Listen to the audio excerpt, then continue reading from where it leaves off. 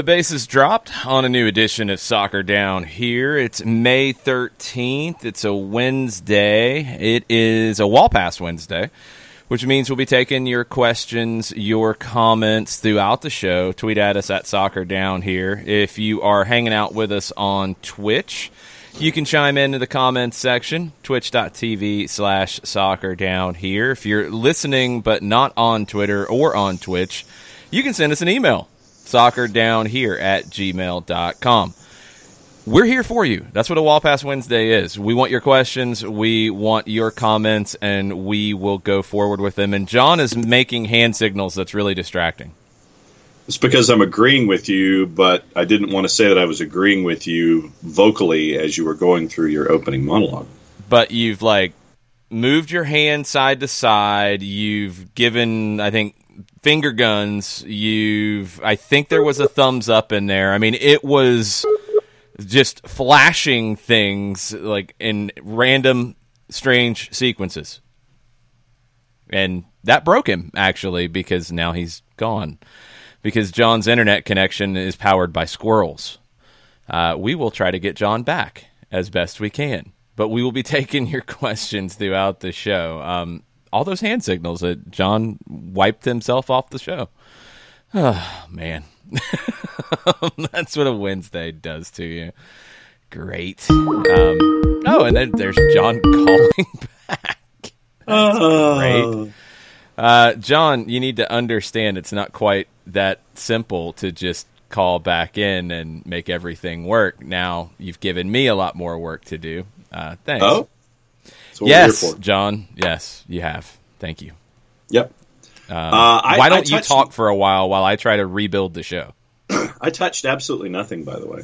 I don't know, but your squirrels that run your internet broke it. Talk about something while I try to fix things. How about that? Okay. All right, that I can do. All right, we got a bunch of different places that we're going to stop this morning. We have a new Twit of the Week. And it took a while for Kyle Walker to get knocked off the top of the perch, but that's not definite yet. I have not voted on this just yet. Okay, true, excellent point. So we have a contender. How about that? We have a contender to knock Kyle Walker off of his perch. We have the first nation in the Americas who will get back to playing games behind closed doors. So that's we'll stop by. This is after stopping and restarting. There we go. First one to stop and restart as Nicaragua went all the way through. And we have Costa Rican news. And we catch up with our friends Alajuelense and Saprissa and Herediano, and we tell you what the update is there. Obviously, we've got some stuff out of MLS this morning. We'll start domestically, but there's also a lot of stuff over in Europe. And we also get to hear from our friends at Rangers because they said some stuff yesterday after the SPFL vote. And they don't sound like they're all that accepting about the result yesterday. They're debating some future stuff, as we say. All right, so, here's what we're going to do for a second. Since you've broken everything, and hold on, I need to let people hear me on Twitch because they're probably wondering why everything just stopped. Okay. Because you broke everything, John. Nice. No, you did. It's not good. It's not anything to be happy about. It's not anything to feel like you accomplished anything. You broke it.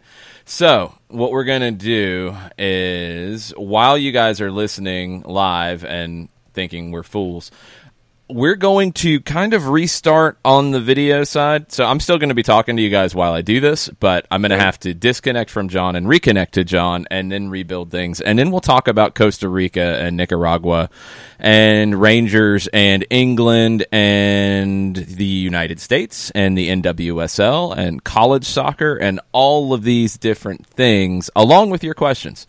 So, John, we'll be right back to you in just a minute. Roger that. All right.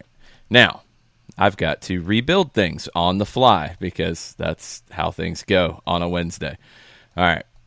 Give me a second while we talk. Go and get your questions in. This is a prime opportunity to get your questions in on the show so we can talk about whatever you guys want to talk about today.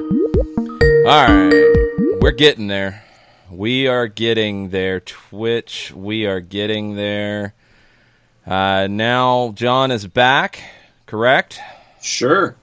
All right, watch Not the touching- hand not signals. We touching broke it anything. last time. Not touching anything. All right. We're getting there. No, stop with jazz hands. Good grief, it's distracting. Okay. Twitch, you'll see John in just a second. And here we go. Where do you want to start today, John? No, we're going to start domestic? Sure.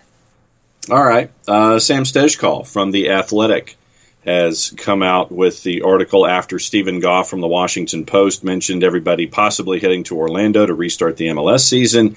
And Stejkal's article has revealed, with a colon behind it, details dates of MLS's proposal to return to play in Orlando. So the proposal has beginning of training in Orlando June 1st. Players, coaches, and staff essentially quarantined for the first week in Florida, where you train individually. Small group training would begin in the second week, run for 7 days. Third week, you'd have full training sessions. Games would begin June 22nd, likely run 4 or 5 weeks, putting everyone in Orlando for about 2 months total. Family members, according to Stejkal, would not be allowed to travel with teams to Orlando. Next paragraph, it says, club and player sources expressed skepticism about the feasibility of the plan, with several pointing to the fitness problems that would arise with a short preseason ahead of an intense period of matches, and other issues, the available of COVID-19 tests. As Stephen Goff reported, at least 1,000 folks from MLS and its teams would have to travel, and so you would have to have that kind of access to testing as well. So that's the early timetable that was put out there by Stejkal yesterday. I still think it is the best way forward, and Gwen agrees because it's Wednesday. I think it's really the only way forward right now. And you know, this is the reality we're in. Is it ideal? Nope. Is it a big ask of the players in terms of being away from family for a couple of months? Yep, it is. It is. And you're going to have to sell them on that. Man, Gwen is really riled up this morning. Mm-hmm. You're going to have to sell them on that because it's a big deal. And it's a big deal for the business of the league as well. They're not going to get back to playing in any other way anytime soon. I think that has to be understood here. They're not going to play in certain parts of the country before this plan would be done.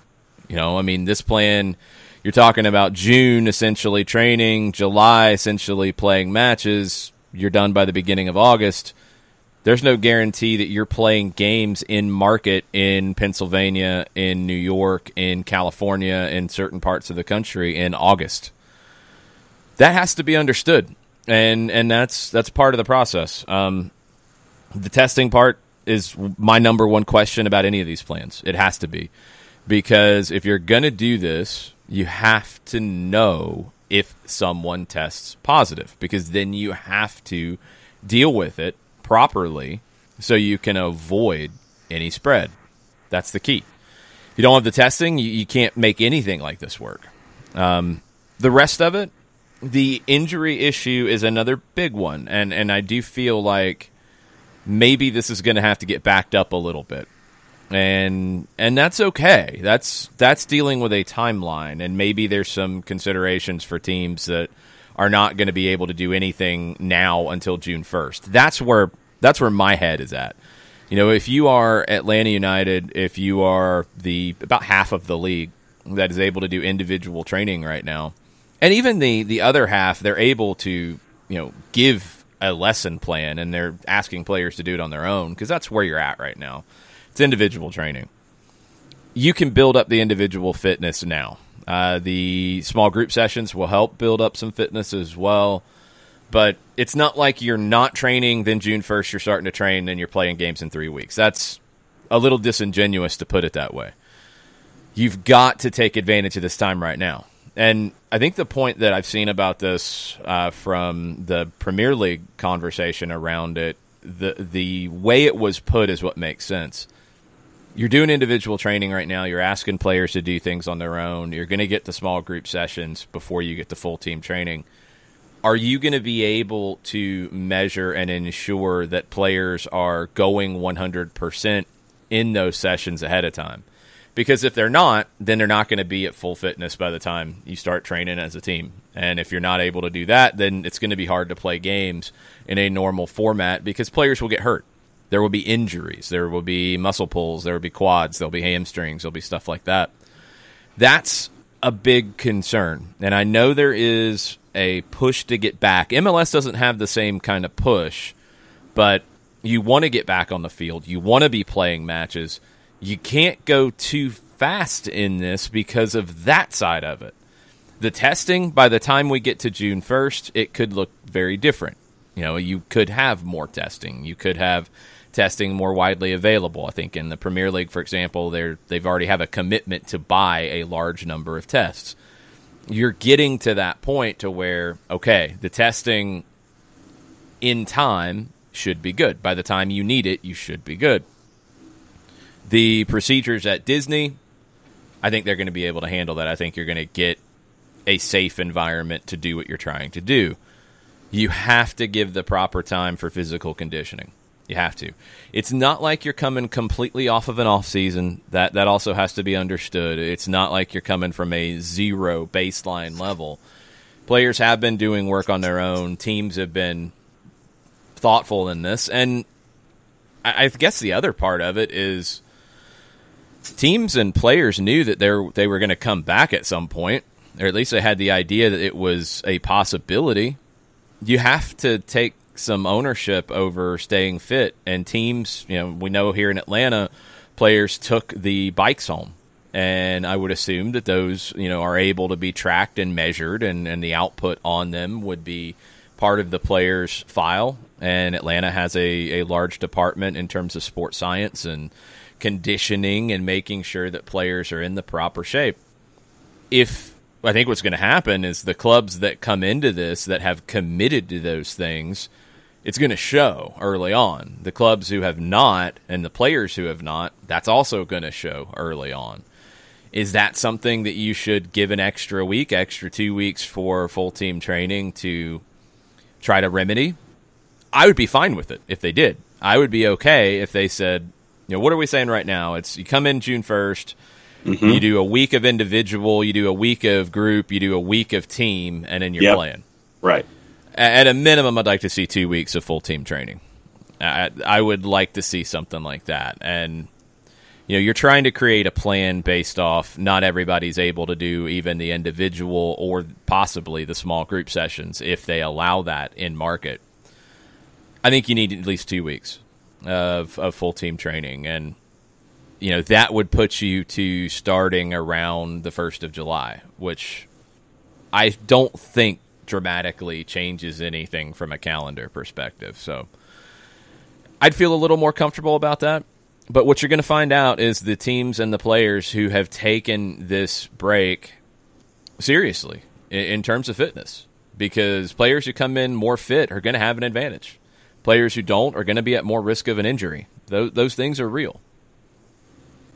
Much like you had broken out yesterday, sources to SDH Call don't quite know how the competition would be structured. Good morning to your... Oh, you've gone that way this morning. You've gone to the Red Bull for those watching. It is a summer edition watermelon Red Bull, yes. Not the Coca-Cola energy that you have drifted toward. I like variety, John. I, however, do not. And I have the Mountain Dew, the 1 cup of Mountain Dew right here. So that's what's going to be part and parcel. But SDH Call said it would likely include the competition, some type of round-robin format, followed by knockout matches and a consolation bracket that would ensure that all teams play the same number of games. Also unclear how the league would make the matches meaningful. Sources mentioned counting them toward regular season standings, awarding the champion the CONCACAF Champions League berth, usually given to the winner of the U.S. Open, and a cash prize as possibilities. Cash prize would be very good. That would be the easiest thing to do. Get a sponsor, Disney, whoever else. And, Disney.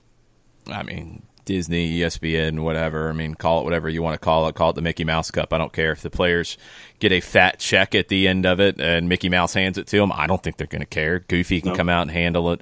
It doesn't matter. Fat check's a fat check. That's the easiest way to do it. The CONCACAF Champions League spot that goes to the Open Cup winner, well, you're going to have to get U.S. Soccer to buy in on that. And you can. I mean, it's a proposal that could be made because the Open Cup is not likely to be played this year with all of the scheduling concerns everybody's facing. But, that's a U.S. Soccer spot right now. Now, I believe MLS in dealing with CONCACAF, and the Federation were all okay with that setup.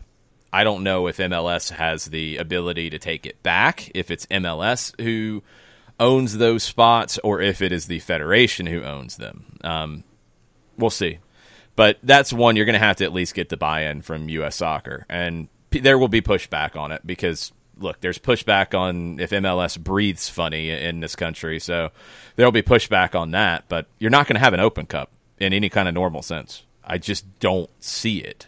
And if you have a spot to give, my guess was you would give it to the next highest regular season finisher if you weren't having something like this. But with something like this, yeah, you could do it. That would put something else on the line, but the better thing's straight cash. Also, the question of whether the players would even agree to the plan. The sources describe all parties, players included, as motivated to return to play, but several said the MLSPA would want firm assurances as to the length of the tournament and safety precautions before it signs off on it sending players to Orlando for an extended period of time. Yeah, 100%. And that's what the PA should be doing. That's valid. There's nothing wrong with that. I think, at times it's easy to say, the players want too much. Nah, that's reasonable. I mean, they should know how long their members are going to be in Orlando, away from their families, out of their market, and they should know what the safety precautions are. Anybody doing anything in a workplace right now should know what the safety precautions are. That's just a no-brainer. So good on the PA and good on the league. Like these are steps. I think the number one thing to keep in mind here is if you don't do something like this, if you don't do this in Orlando, Arizona has said that they'll have professional sports behind closed doors starting at the end of the week. They can anyway. If you don't do it somewhere that is allowing it, you won't have anything resembling a league. I don't know. I mean, you're getting different things in different parts of the country said that you might not have these kinds of things in the fall even. So there's still questions after this.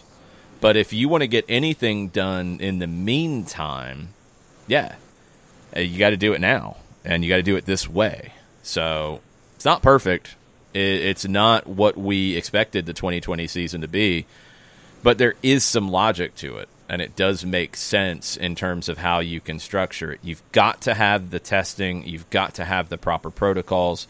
You've got to have a plan. And no, you're not going to really talk about it in a big, giant public way. But you've got to have a plan that if there is a positive test, what do you do? How do you handle it? Are you going to allow teams to have a deeper roster? What does that mean for the USL? How are you going to handle navigating all of that? Because that's a real thing to worry about here. It is. I mean, this is not like a flu outbreak in a league, which we've seen. We've seen flu outbreaks in leagues and teams, and it's not the same thing. It can spread much faster, and we obviously know the outcomes of it are a whole different thing. So you have to have the plan for it. You have to. But also, as we have, I think, tried to make it clear, you can't just ignore the financial side of it. You can't. And if you're able to play games, fulfill TV contracts, potentially bring in more money, if you're creating a tournament, and this is what I've kind of come around to, because I didn't love the idea when it was initially presented, but if you're creating a tournament within the league season, you can sell that. You can go out and get somebody to pony up money for the tournament because it is something new. And especially if you're working with one of your TV partners and it is fulfilling those agreements as well, then you've created a new money stream. Remember, you're losing a big money stream in terms of tickets, in terms of maybe some sponsorships. Some sponsorship activations are going to be affected by this because you're not playing X number of games at Mercedes-Benz Stadium, for example. So you're going to be able to bring in, potentially, if they go down that road and if they are able to find the way to make that work, another revenue stream by calling this the whatever League Cup, MLS Cup, whatever you can, and I think they should. You can definitely create a charitable component to that. You can do good with this on a couple different fronts if you handle it correctly. Other news out of MLS from Pablo Maurer and Sam Stejskal also, some MLS teams were awarded PPP loans and will decide soon in the next 24 to 48 hours whether or not to accept them. Source told The Athletic at least 12 clubs submitted a PPP application and had it approved by the government, but at least 7 will not use the money that they were granted. Full list of teams is not known, but multiple sources said LAFC was approved, but they're going to decline the funds. The 5 that are still weighing publicly that are known as to whether or not they're going to accept the federal funding include DC United, Inter Miami, Orlando City, Philadelphia Union, and Seattle Sounders. And those are all very different teams in very different situations. Inter Miami with their ownership and not David Beckham on this kind of money front, but the other money behind that club, you would say, well, why is that necessary? Philadelphia Union's in a different situation. It's tough. It's tough. There's an element here, and it came up when Ruth's Chris, for example, was one that got it ahead of local restaurants. And that didn't make any sense compared to what the plan was supposed to be. Does an MLS team fit what the plan is set for? It's not exactly a small business loan. It's a paycheck protection program, if I remember what the acronym stands for. Yep. There are some limitations on the size of the business, but MLS teams, it was said at the beginning, and this is where perception can really get you. At the very beginning, I remember seeing a lot of people saying, well, MLS teams qualify for this. They should apply. Yeah, they should apply for this. And now that you've had, like, the Lakers got it, and they were shamed into giving it back. I mean, there was a lot of outcry about that. LAFC can't take it, because then, just like we talked about, if, the NBA, Major League Baseball, the NHL come back and MLS says, no, we're not going to come back, you look secondary. If the Lakers in your town say, well, we qualified for this, we were approved for it, we're not going to take it because we're too big for that, LAFC can't take it because you look bad. So even in a situation like RSL was not approved, and that had come up recently. RSL was not approved. RSL would be a team that you would think maybe could use this. Yes, I know they have a rich owner, but still, he is losing money from this. We've got to get over that, okay? Philadelphia Union would be a team that you would think could be approved for this. But now, because LAFC has to say no to it because of perception, I don't think anybody in MLS can reasonably take it because it'll come out. You're not going to be able to take it and not have this come out. It's going to be really difficult for anybody to take it and deal with that PR hit that will happen. Will happen. We haven't seen any other teams say now that they will keep it if they have qualified in any other league. I don't know if MLS wants to be the one to do that. PPP is designed to allow businesses that employ fewer than 500 workers the ability which would be most MLS teams. Yeah, the ability to retain the employees and do so at their full pre-pandemic salaries. It provides qualifying businesses with 2.5 times their monthly payroll through private lenders. The loans are forgiven as long as the bulk of the amount is spent directly on payroll expenses. Yeah, I mean, I'd like to know what people think out there listening. Is that something that you think MLS teams should be seeking? Is that something that if an MLS team got it, that you would be okay with them keeping it. I'd love to hear how people feel on it, because I'm not really sure where the tea leaves fall on it. The Lakers, it was seen as unacceptable. Mm-hmm. Is it unacceptable for an LAFC or for somebody else? I don't know.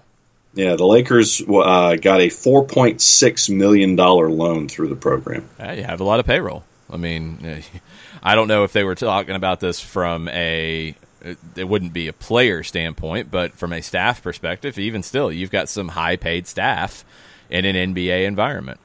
But you have less than 500 employees. So, I mean, it does qualify. Obviously, they got approved. I would think it had qualified in some form or fashion. I still have no idea how Ruth's Chris as an organization qualified. That makes no sense to me. Yeah. But anyway, I'd like to know what you guys think. Should MLS teams, because when it was announced, the push was, MLS teams should be getting this. They qualify. I would be really curious to see if your MLS team kept it, what the reaction would be, because initially it was positive, but now it's changed. So, this kind of dovetails off of that. Kurt McGirt, and Kurt, thank you again for sending us the Footy Mob jerseys as well. Oh, yeah. Wore it on Friday. I'll break that back out again later this week. Yep. Kurt says, is it possible that we see some of the poorer owners in MLS sell their teams in the next few years? Before this, I thought, no, they're going to wait till after the World Cup in 26. Now, I think you might have some that do, because they might have to. This has changed everything. It's changed everything in terms of trajectory and what you could predict between 2020 and 26. You've got some clubs, and we know the Forbes numbers in terms of valuations, and those are obviously going to be different now in the new world. But I think the more important thing was looking at the P&L side of it. And nobody was losing huge money before this. Toronto and New York City were two that were losing a lot. They were also two that had very specific reasons for that. Toronto has a very high payroll, and they have been able to handle that. But they did that to win games. They won games. Have they gotten enough of a return from that high payroll on the financial side? Looks like not, but I don't know. NYC, they're trying to build a stadium. They've had to rent Yankee Stadium. It's very expensive to convert it. They knew they were going to take that hit for a period of time, probably a fairly long period of time. So, the two that are losing the most based off the Forbes valuations, I don't think those are two that are at any risk of selling. I don't think somebody like RSL is at risk of that, because they are run pretty well. I think they were actually making money on small revenues. They're in a smaller market. They've, I think, kind of embraced who they are and what they are.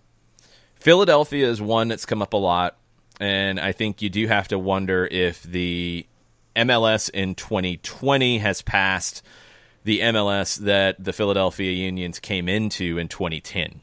And maybe they don't have the financial heft to keep up. Now would be a time, possibly, to sell. I think the paradigm's changed a little bit. If you were going to hold on to 26 or around that time, you were trying to hold on to sell at the peak of values. Now you might not have a choice, but you're going to take less, and maybe dramatically less, than market value, because I don't know how many buyers there are going to be out there. That's the issue. The flip side of that is every time the market goes down, there's an opportunity for somebody to come in and buy cheap, and we've heard that as well. So Kurt's question, is it possible we see it? Yes.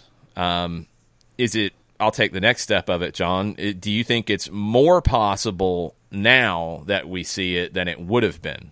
Yeah, I definitely do, just because you have businessmen who are looking at their bottom lines, and you're looking at it, it's like, okay, how are my other businesses in relation to the sports franchise that I have? And I think that you're going to have some businessmen who are going to take a long, hard look at their bottom lines.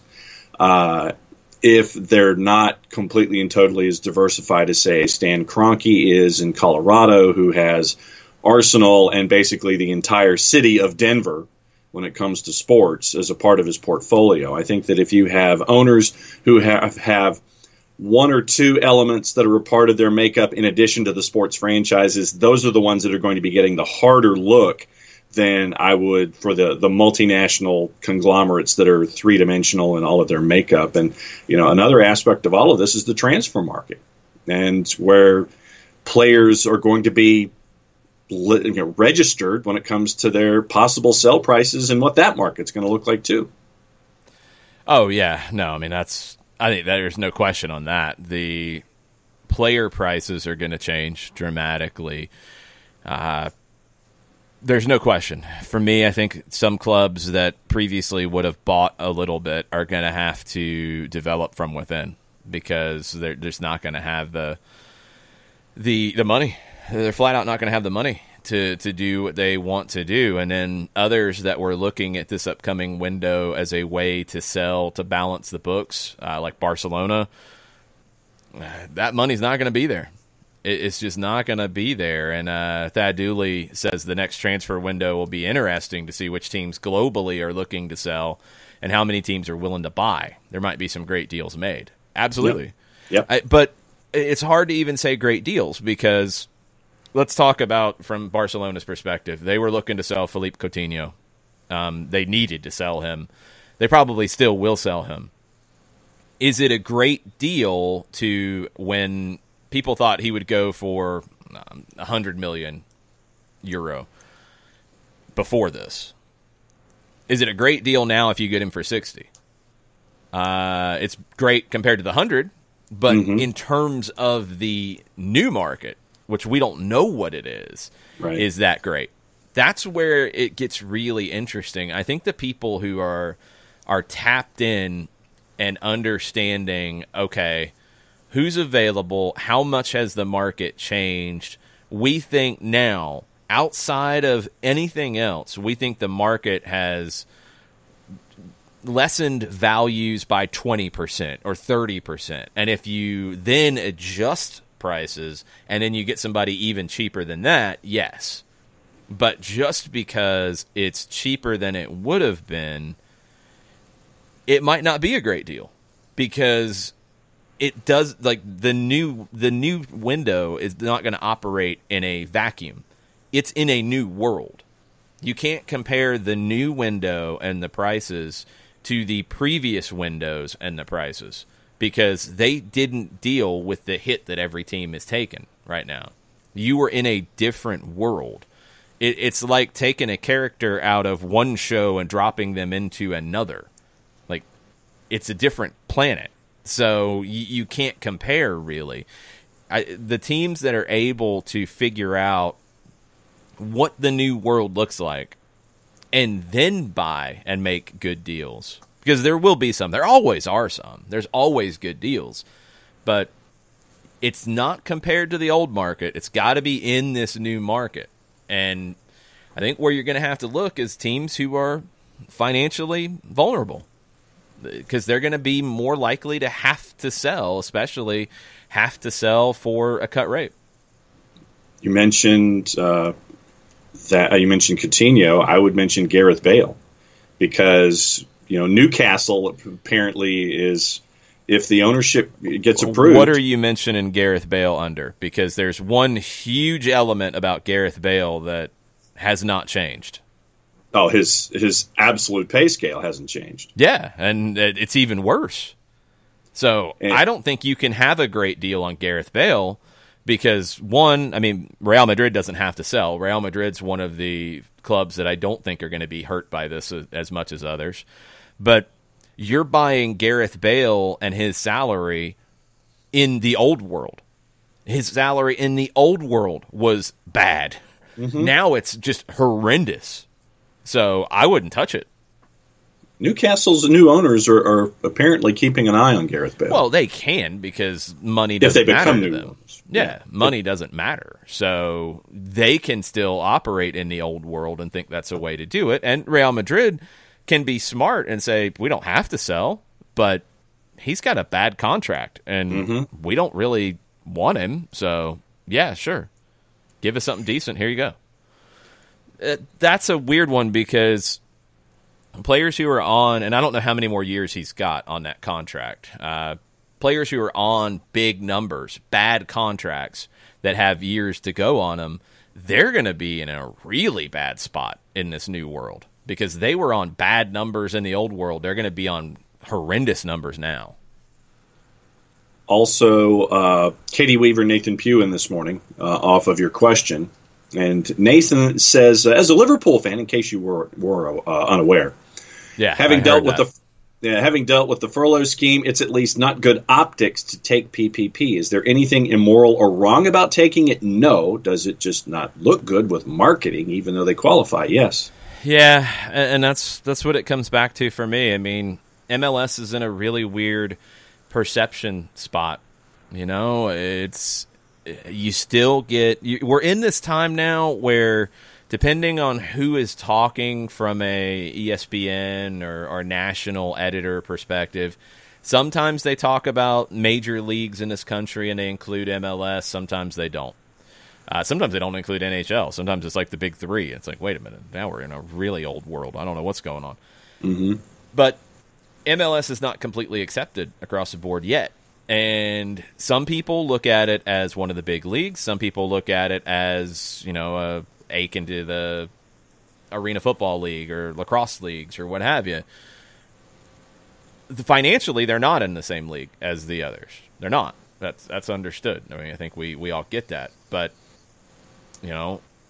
perception is a huge element here. You have to make people think you're bigger than you are to get that level of respect you're trying to get. If you take this money that you might need, I think every team needs it. I think the Lakers needed it. I mean, let's not lie about it. Like, everybody's losing money. That just has to be understood. There's no team out there. There is 0 teams in the world, 0, that are making money right now. Nobody. It ain't happening. So even Liverpool, Manchester City, Manchester United, Real Madrid, behemoths in the game, they're losing money. They are making less money than they expected. They created a payroll based off what they thought they would get. They ain't getting it. They need help. They don't need as much help as a small team that this deal could break them and put them out of business. MLS is getting hit even harder than most because they don't have that TV money that is massive to back it up. They need the ticket sales. They need the concessions. They need the game day revenue. They're not going to get the game day revenue anytime soon. So they need that support more than anybody else in this country. But can they take it because of the perception? And that's what stinks about it. And that's why, if you're looking at why they would want to do this Orlando thing and why they would create a tournament structure out of it, well, that's why. If they come up with a title sponsor for that tournament, and I would assume that's driving some of the process, they come up with a title sponsor, or ESPN, Disney, whatever, is going to throw more money at them to make it viable. That's why you're going to do it. They do have to find revenue. If you're not going to be allowed because of the PR hit to take, one of these PPP loans, which it's really hit or miss who's getting them and who's not. But anyway, if you're not going to be able to take it because you don't want to deal with the public perception, then you've got to find other ways to make money. This Orlando situation and playing games is part of that process. Thomas Gwynn. We didn't get Katie's. You mentioned Katie. I did mention Katie. So we'll get to Katie and then talk about Thomas Gwynn. Sorry, Thomas. Ladies first. Yes. Does the MLS single entity structure affect PPP eligibility and whether teams should or could take the funds? For my part, meaning Katie's, I think Philly should get that money. Yeah, in terms of could they? No, it doesn't, because we've seen some get it and some not. RSL, it was said that they applied and they did not get it. We know LAFC has gotten it. We know some other teams have gotten it. I think the hard thing for the league is, while some teams probably need it and others don't, that's not how it's being awarded. So LAFC got it when RSL didn't. I would think RSL needs it more than LAFC, but can LAFC take it because they were awarded it? You know, like that's what's hard about it. I do think Philadelphia needs it. I think some teams really do need it. Mm-hmm. But I don't know if it's going to be worth the perception hit to take it. And I'm going to assume that most will opt not to. Thomas, go in to your discussion point about MLS and TV contracts and revenue and having people in the seats to actually be that big revenue generator. Merritt Paulson was interviewed by the Oregonian, and Merritt is optimistic about things getting back online. But in discussing the thorns and discussing the timbers, Paulson says, quote, "The atmosphere is a huge part of the game experience in any sport, but no more so than soccer with the supporters' culture. But I think just having meaningful games available to watch for fans and communities in a way that we're protecting our athletes and protecting staff would be amazing. Nobody wants to play without fans, but we're playing with the hand we're dealt right now." So Thomas, off of that quote, says that the organization's biggest source of revenue comes from tickets, followed by sponsorships. Thomas says TV is not the main income for most sports teams. COVID-19 will devastate many teams. It will. It will. It's different in each league, in each country. You mentioned supporters. There's a group of supporters from 12 European countries. They're calling themselves the United Supporters of Europe, that are calling for European football to be stopped until the stands can be crowded again. No football without supporters. We talked about this when the Seattle statement came out. Mm-hmm. It's a little different in MLS, but in terms of Europe, and especially your top clubs and top leagues, and maybe not your top, but your next top clubs, if you wait till the stands can be crowded again, those clubs are going to die, flat out. I mean, that's the other side of it. I don't know if it's being considered. I don't know if it's just people not paying attention. I don't know if for some that's what they want, because with some groups like this, and Europe it's far more extreme than it is here. You do have a lot who are in the hashtag against modern football kind of movement, and it's like, we don't want big teams and we don't want big things on TV. We want it to be small and grassroots again. And maybe some feel like if their team dies, then they'll be able to start their own club and do their own thing, and we've seen that happen in some cases. That's not bad for the game in that it still survives, but is it good for the general public? No, I don't think it is. And I'm not ever of the opinion that if I like something, I want it to be mine and mine alone.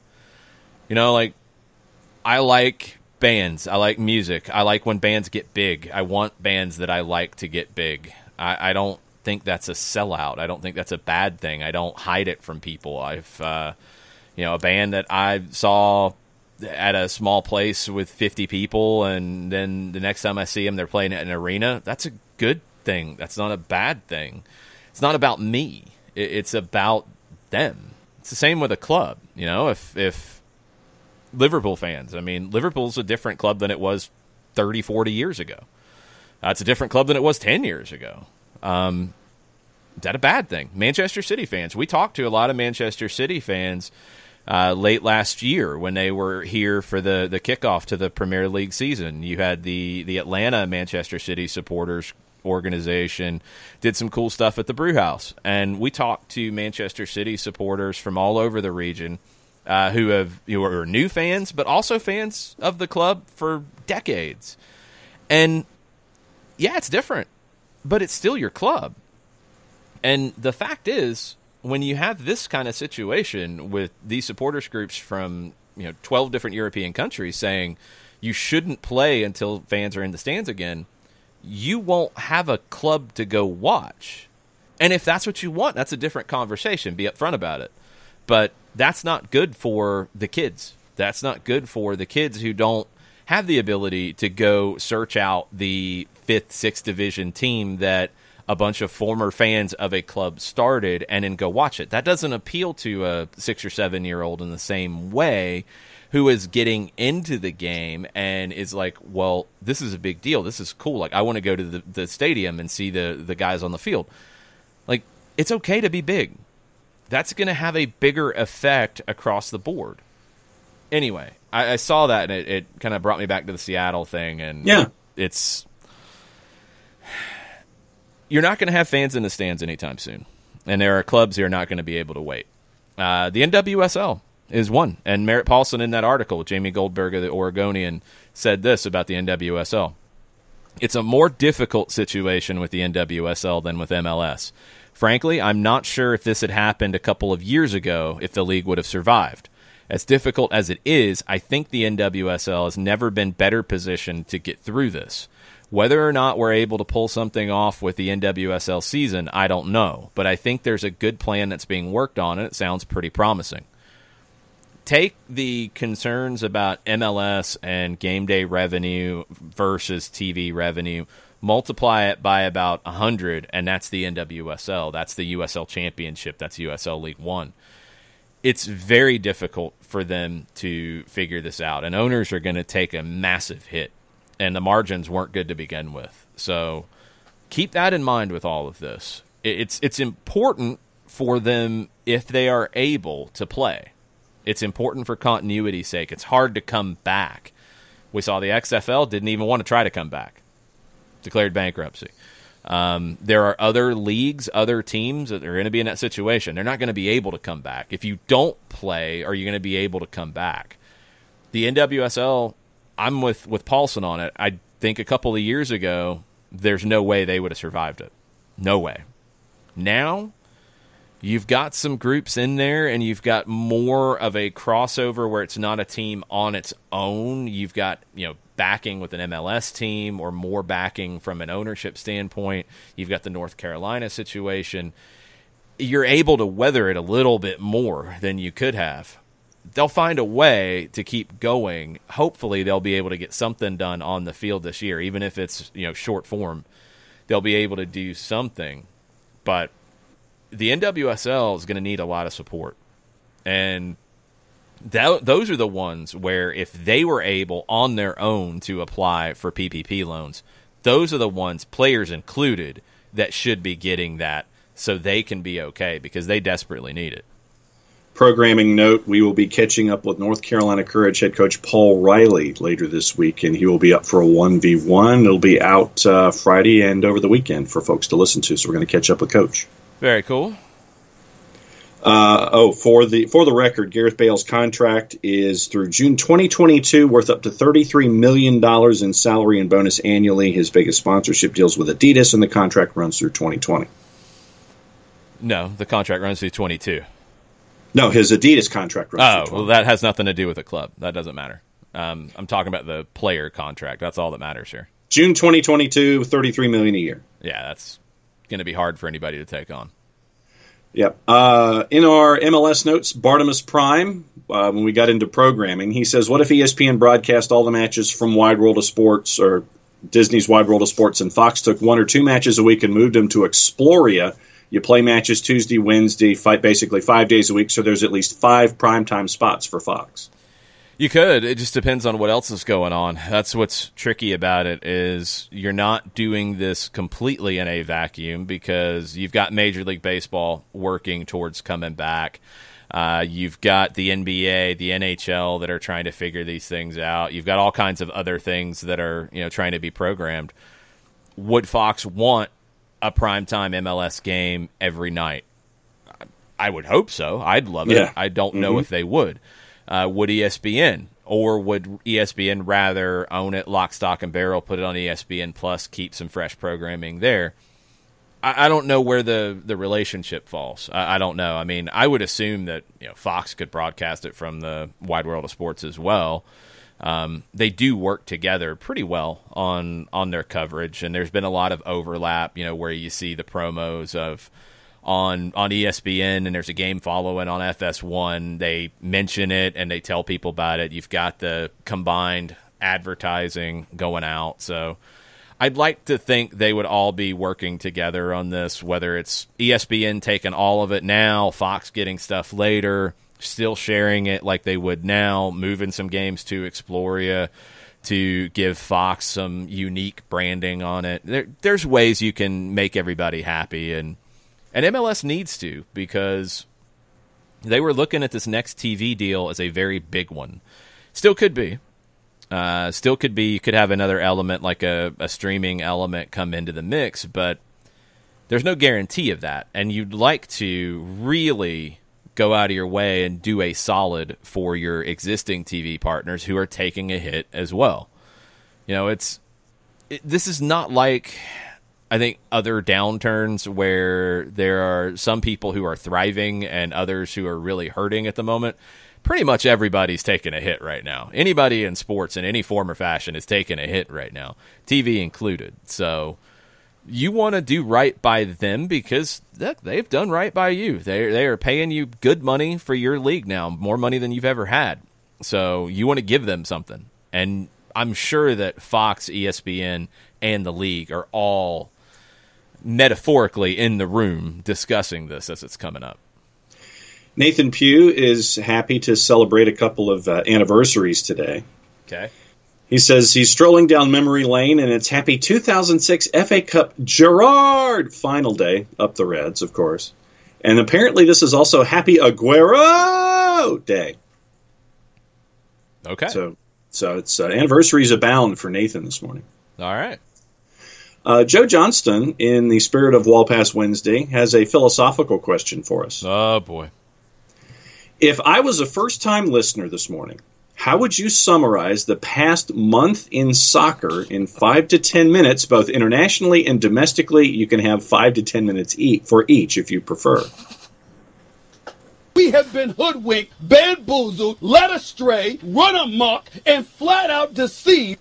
No, not deceived, but we have been bamboozled a bit. We have been run amok. Let's see. Domestically, and what is the time? I mean, are we starting from when this all started? The past month in soccer. Oh, the past month. Yeah. The past month in domestic soccer. Let's see. You haven't had any games. You have had lots of talk about when games could happen. You have only recently had players in uniforms doing soccer things on a field by themselves, but it's a step. You've had lots of plans being put forward, but nothing concrete as of yet. You've had a lot of wonder, a lot of concern, a lot of worry, still a lot of unknown.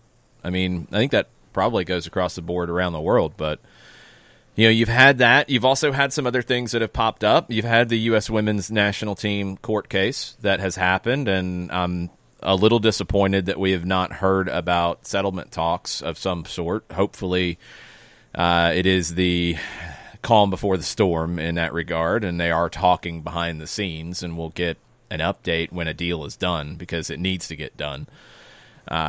While the Federation won that, they didn't win it in the court of public opinion, and that does matter. It absolutely matters. I think it was a bad case. I think the legal representation for the women's national team should severely be questioned in their approach because they put forth an argument that was shot down on arrival. That's a little embarrassing for that legal team, in my opinion, that you didn't factor in that the money paid per game over the last 4 years was actually in the women's favor. You can't make the same argument if you know that. So that was maybe the biggest news item of the last month, like real news item. Yeah. You know, a lot of concern and questions and speculation, but actual news, I think that's the biggest one. Internationally, I mean, it's probably about the same as MLS, to be honest, except for Germany, you know, leading the pack with a real concrete plan to get back on the field. They have implemented everything up until matches at this point. There's still questions. There's still concern because we don't know what it looks like until it happens. And I would keep that in mind for everything worldwide. Is we can have these plans, we can have these ideas, but we don't know if it's really going to work until it happens, because we don't have the track record or precedent with this. So we hope that Germany's got it right. If they do, that's going to help everybody else.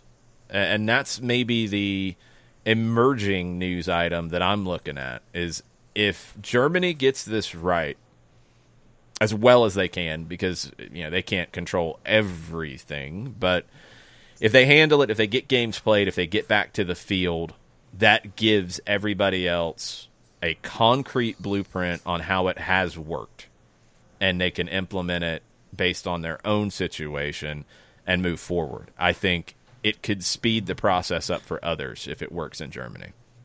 And you think about it internationally, you look at what leadership does for an individual league or an individual country. I mean, we've had the discussions over the last month about England and how players are kind of being left out of the loop when it comes to ideas and plans and implementations and getting back to having matches. And is it going to be behind closed doors? Is it going to be with fans?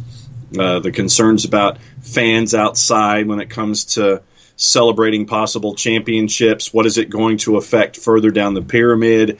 Are you going to just not have matches? And what's your timetables of having all this stuff? And then we've had Scotland, and Scotland's been a running gag on the show basically for the last month about how not to run a league. And then you have Germany with what we've been discussing with Germany and their plan, and they be the league leaders in the clubhouse. You look at France. France made a decisive step out of the blocks, and they're like, nope, we're done. The French government did. Yes, the French government did on behalf of sport. Got to be clear there, because the French league was going to play. Yeah. The French league was going to play. The French government said no. And actually, something that's come out on the German side of it, Macron of France actually called Germany and tried to get them not to come back, which feels like a big overreach. I don't know about that. That one really rubbed me the wrong way, because France and Germany, one, they're two separate countries. Yes. And two, why is the president of one country calling another country to get their soccer league not to play? That's a bad look. That didn't get a lot of play in the media, which surprised me.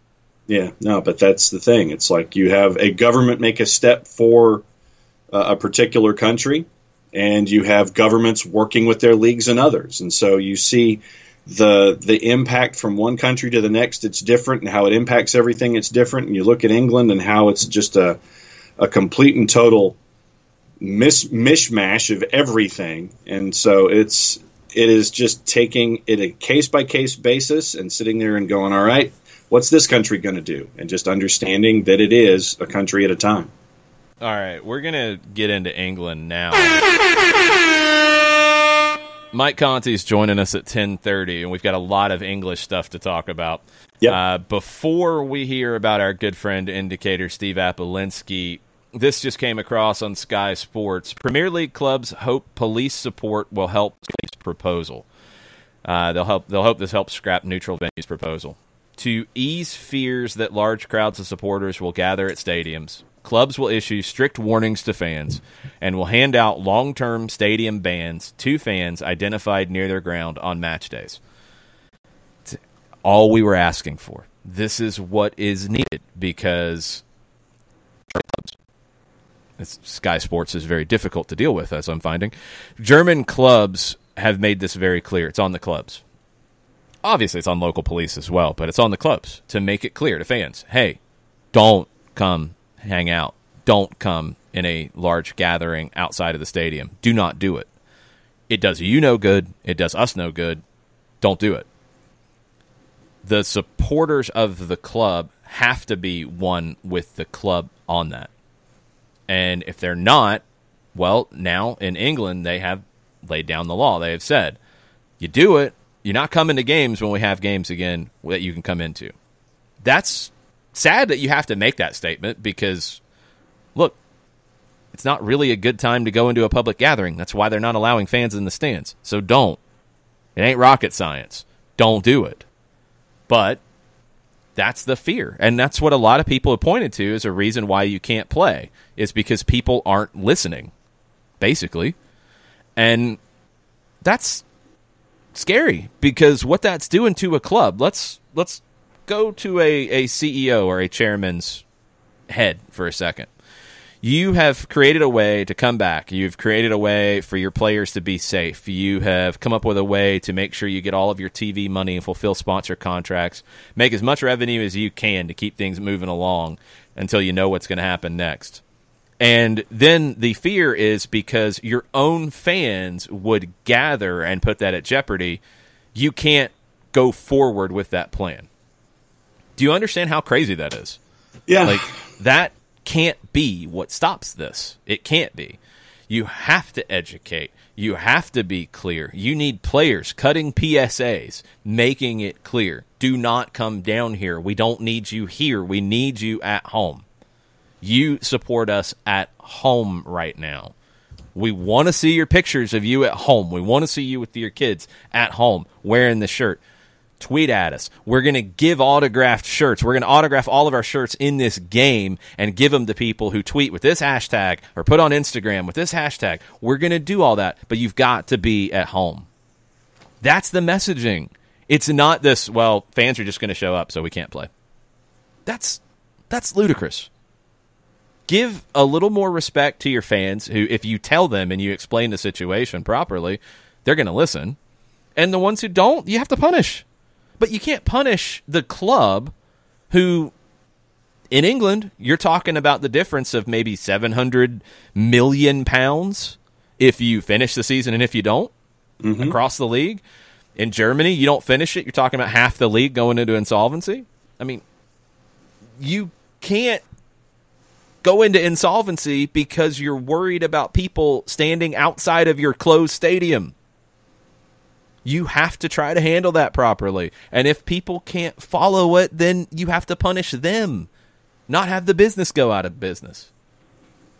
I'm glad that's finally come up, though, in England, because everybody has continually pointed to that. Like, you can't do it because there's going to be people that are going to gather. You can't do it. Can't do it. Well, the clubs need to do more. The league needs to do more. They need to make it clear. No, you're not going to do this. And if you do, well, then you're not supporting us. Because you're not. You're making it harder for us to do business.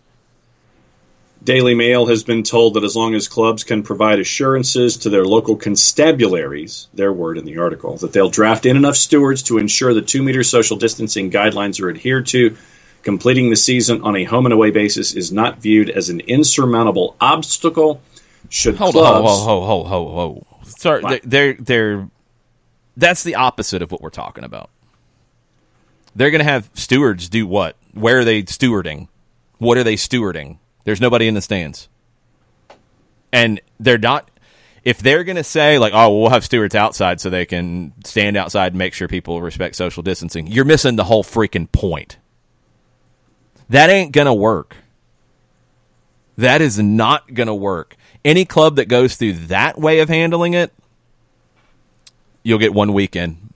You'll get 1 week of games and then shut it down. That's what'll happen.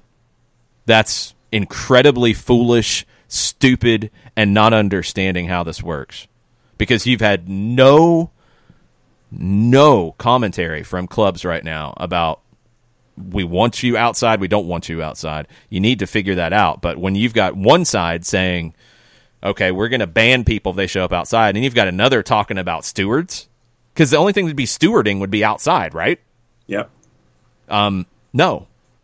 You don't come to stand outside the stadium when there's a game inside that you can't see. You stay at home and you watch. You stay at home and you take pictures, you kiss the badge at home, and you stay at home.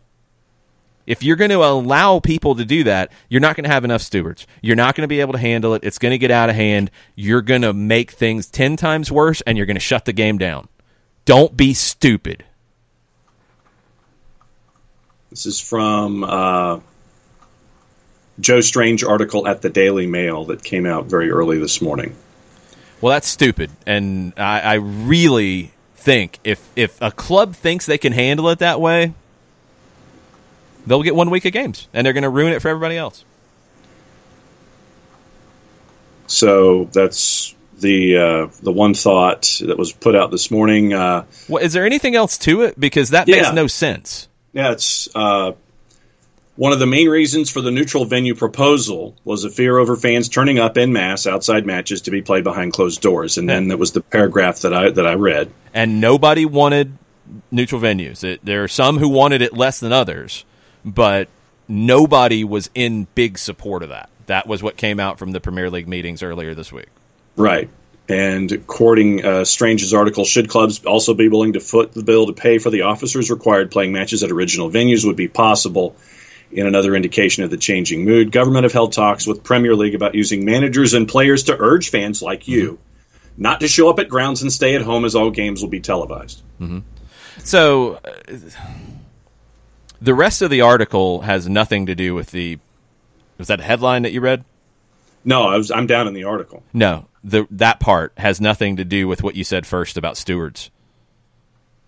It's nothing with the stewards, no. That's what I'm saying. The Daily Mail interviewed one police commissioner, and this one police commissioner is saying that the plan is, quote, end quote, fraught with hazards. He says it's inconceivable football fans won't turn up outside stadiums when the season resumes. Well, that's really thinking poorly of football fans and football clubs for managing it, and I disagree with that. The steward part of it is my issue with it, and it sounds like there's nothing to that. So my anger is displaced it should be at the Daily Mail for constructing a poor article, because the major points here are what you said at the end of the article, that teams would be very involved in messaging, telling fans not to come to the stadium and not to be there. And yes, you would make sure that you have people around just in case, but that just in case needs to be go home. You're not allowed here. You can't be here. Go home. And yeah, you're going to have to work with the local police. Absolutely. There's nothing wrong with that. That's security. But you can't allow a gathering, and you can't worry about stewards, making sure a gathering has social distancing. That has zero to do with any of this. That's the point I'm asking. Right. Who said the part about stewards and social distancing? It was Strange in the writing of the article. Okay, and that is very confusing, because the rest of the article has nothing to do with that. So good, but maybe flip the meat is at the bottom of it. Maybe put that towards the top, because that's the important thing here. If teams are going to take ownership over this, then yeah, you can make it work. Make it clear you're not wanted outside the stadium right now. It's not safe. And Strange says at least 12 clubs expressed major reservations about playing at neutral venues, and the significant increase from the hard to 26 rebels initially opposed, which led to the Premier League lobbying the government again, which came up with the decision that you mentioned. Well, yeah, nobody was lobbying for the neutral venues. It was the other big part of it. I mean, if it went from 6 to 12, and I think the other 8 were kind of like, yeah, we don't really like it either. That was one of the reports after the meeting, was that there was an idea that nobody was in support of this.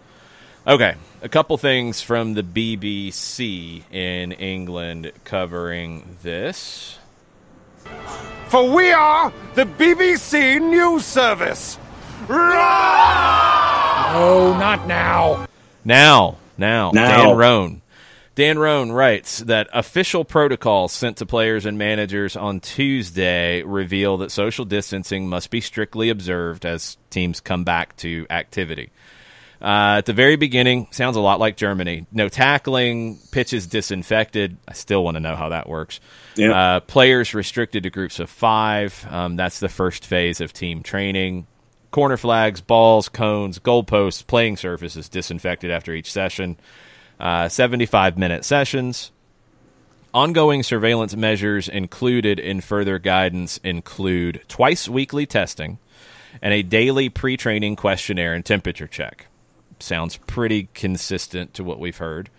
Under a section titled Health Screening, players are also told of a central register of COVID-19 test results. That's subject to the player's consent and PFA agreement. That'll need to be maintained.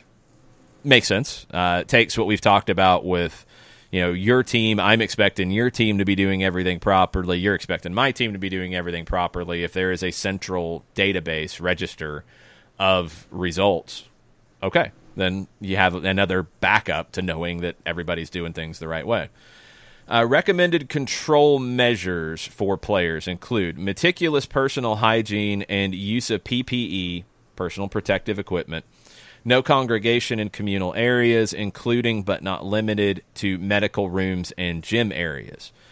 Players are told they cannot share transport with anyone to and from the training ground. Vehicle interiors should be cleaned regularly. Team vehicles and public transport should not be used. Okay, that sounds all like Germany did when they first came back to the small group sessions. So that's the plan. Now, here is where things get a little more interesting. Let's talk about the lower divisions in England. Simon Stone, who writes for the BBC, tweeted this morning. This is where we'll start, and then we'll get deeper. So there was also a follow-up article at the BBC on this, but the issue that is concerning the teams that could get relegated from the Premier League. And Norwich, their director of football, Stuart Webber, made this clear. He said, what we couldn't accept is a situation where we play our games and get relegated, and the championship can't play and automatically promote teams who haven't finished their season. Pretty valid argument. You come back and finish and get relegated, and the league below you doesn't finish, and teams just automatically get promoted. Okay, I get the argument. EFL board meeting today will be followed by a meeting of all championship clubs, then another involving the 47 clubs from the bottom two leagues. It's an odd number because Bury doesn't exist anymore. It is not certain the leagues will be formally ended this week, talking about League One and League Two. There's a number of issues, promotion relegation's part of it. EFL saying no decision's been made. BBC understands there's a general acceptance that League One and League Two won't come back. We've covered that. One reason why? It's estimated Premier League clubs have agreed to spend a combined £4 million on COVID-19 testing alone for their players in order to get the season restarted. League One and League Two teams don't have that kind of money to ensure that they can play safely. Not happening. Also, Rick Perry, chairman of the EFL, said 1,400 players across the league's three divisions, that's including the championship, out of contract June 30th. The majority of those are in League 1 and 2. You're not going to be able to come to short-term agreements. You're not going to have the money to sign a bunch of players, straight out of the gate. Like it's going to be a mess if you try to finish. No guarantee that League 1 and League 2 clubs would be able to meet the strict medical protocols that are being put in place for the Premier League. Another valid point. Now, this is where it gets weird. Okay, all that makes sense, right? I think we understand League 1, League 2, it's going to be very difficult for them to finish their seasons for a lot of reasons. A lot of financial reasons, but a lot of reasons. Now, promotion relegation, which is always what's going to create the fight. Depending on what formula was used to determine league positions in League One, Wycombe, Peterborough, or Portsmouth could miss out on a playoff place. Peterborough owner Dara McAnthony has threatened a, quote, legal battle of epic proportions, unquote, if a decision was taken to the detriment of his club, which won 7 of their past 9 games before the league was stopped. They're 3 points off of a top 2 slot. Wycombe have the most to gain. And this is where it gets really crazy. If the playoffs were scrapped and points per game average implemented, so if you don't have playoffs, you say the top 3 go, and it's on points per game, Wycombe would go from 8th to 3rd. Nice. And go into the championship for the first time in their history.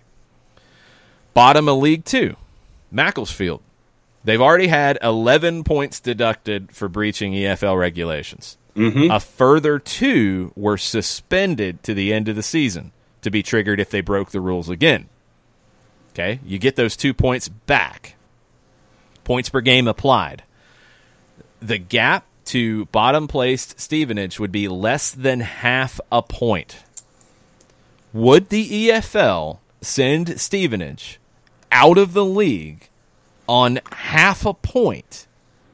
And if they said no, then Barrow, who is trying to get back to the Football League for the first time since 1972, Yep. wouldn't have a spot. All the financial stuff, all the logistical stuff, it all makes sense. This is very similar to Scotland. It all makes sense. The leagues below the top flight. But this is where the rubber meets the road. You're going to have to make some very big decisions that are going to either, give teams a lifeline, give teams a promotion that maybe they would have earned, maybe they wouldn't. And more importantly, you're going to relegate teams and punish them for something that they had no control over. The idea of relegating teams right now is very, very unfair. There's no way you can justify that relegating teams without playing a full season, without playing a properly balanced schedule, without doing what you had set out to do at the beginning of the season. The idea of relegating teams when you can't finish the season feels like the most unfair thing in sport. And they're going to have to make a decision. Basically the argument is, well, we always relegate. Well, that's what we do. Well, you don't always have a pandemic. You don't always have something like COVID-19 that stops the season in its tracks. Maybe you need to get out of that old school thinking, because there's things about it that aren't fair. There's things about it that won't be fair with just promotion either. Don't get me wrong. I mean, the whole thing with Wickham, if you go points per game and they go from 8th to 3rd, that's nuts. You take Peterborough, who's won 7 and 9, and they get stopped, and they don't get to finish that momentum. If they don't go up, that sucks. I mean, there's just no way around it. But that's bad. Relegating a team who could have played their way out of it is awful. There's no justification for it for me. And you can create the argument, you can explain the argument. I totally get why League One and League Two can't finish the season. I think it's probably the right decision. And the championship might be in this too. They might have to make that decision. But that's only part of the problem. The promotion relegation part of it is what's going to trip everybody up. And if they don't handle it properly, you will see the same things we saw in Scotland and England. You will. Barrow, you mentioned them being promoted out of the National League for the first time in 40 years and being into League Two. I believe they're also out £1 million of prospective revenue if they don't get that promotion and they end up staying in the National League. Yep. I mean, and that's the other element. Teams that get promoted, you're taking money out of their pocket if they don't. Teams that get relegated, you are punishing them and taking money that they could have potentially played their way into if they had stayed up. And money's going to drive a lot of this. We get it, but man, it's rough. Mm-hmm.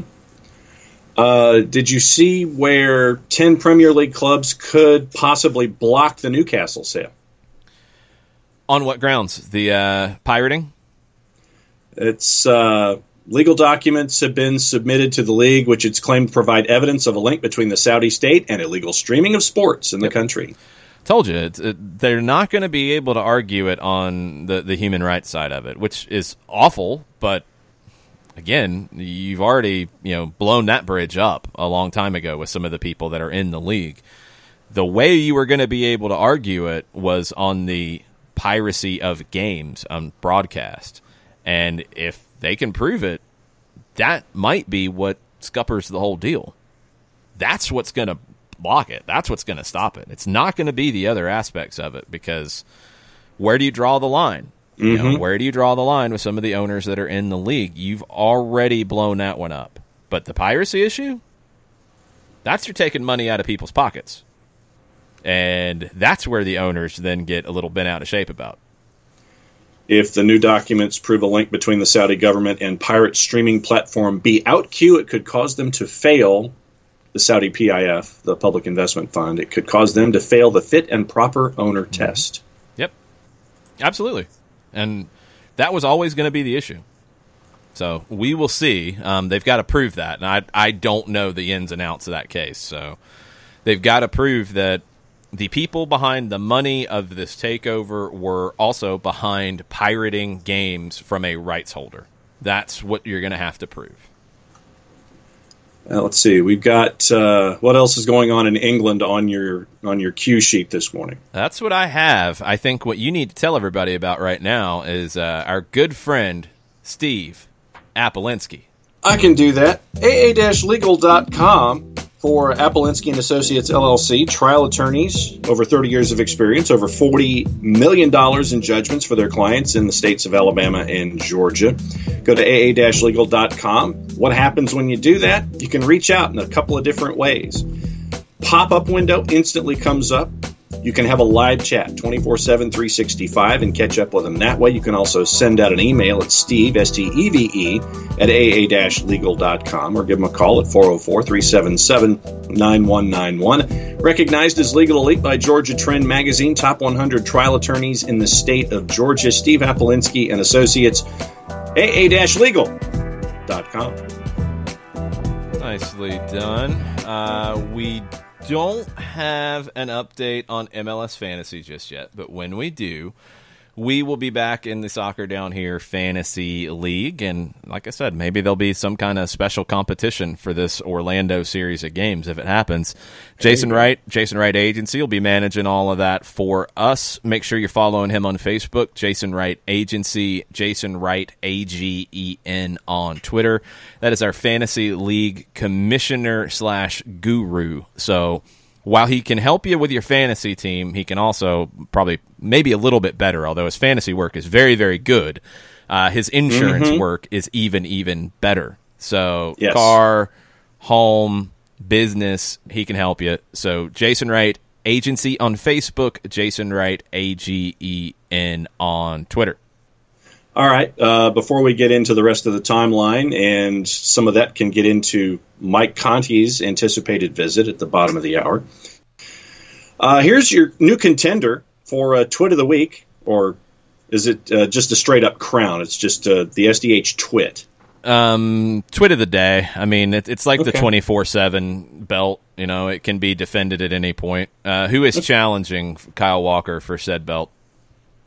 Morgan Gibbs White of Wolves. Tell me about Morgan Gibbs White.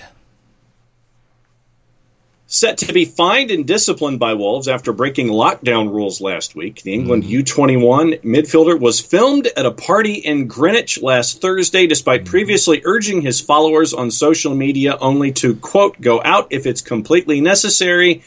He was seen partying in the luxury flat with his new model girlfriend, Brittany de Villiers, and other revelers drinking from plastic red cups. Love Island contestants Georgia Steele and Elma Pazar were also at the party. Along with the fine, Gibbs White may also be asked to apologize to his teammates. Yep, because, and this is the number one element of it, he should apologize to his teammates, because right before you're talking about getting back to training and being in small groups, he went to a random celebrity party and was drinking out of red Solo cups. And most parties I've been to where you were drinking out of red Solo cups, you weren't really thinking about social distancing, and you weren't really thinking about proper hygiene with what you were filling said red Solo cups with. And you know, you're about to go into an environment where you're going to be working in close proximity to your teammates, and you have now brought potential, not definite, but potential contaminants to your workplace. And yep, you should apologize, and you should apologize publicly, and you should be fined, and you should probably be suspended, and you should probably not even be asked to come back for a 2-week period, or however many negative tests you want to put on it now. He's up there. I think since Kyle Walker's still is... Kyle Walker's was worse, but it's older now. So I think, yes, he has been pinned in the Twit of the Day contest, and we'll see who takes it. Who is our winner again? Morgan Gibbs White of Wolves. Morgan Gibbs White. You are the SDH Twit of the Day. We'll see if you can hold your crown till tomorrow. Never underestimate a good twit. There could be somebody challenging Morgan Gibbs White for that belt. The Daily Mail is writing that Serie A faces being canceled as the Italian government demands entire squads are quarantined for 2 weeks if just one player tests positive for coronavirus. And top FA doctor says if no solution is found, they can't restart.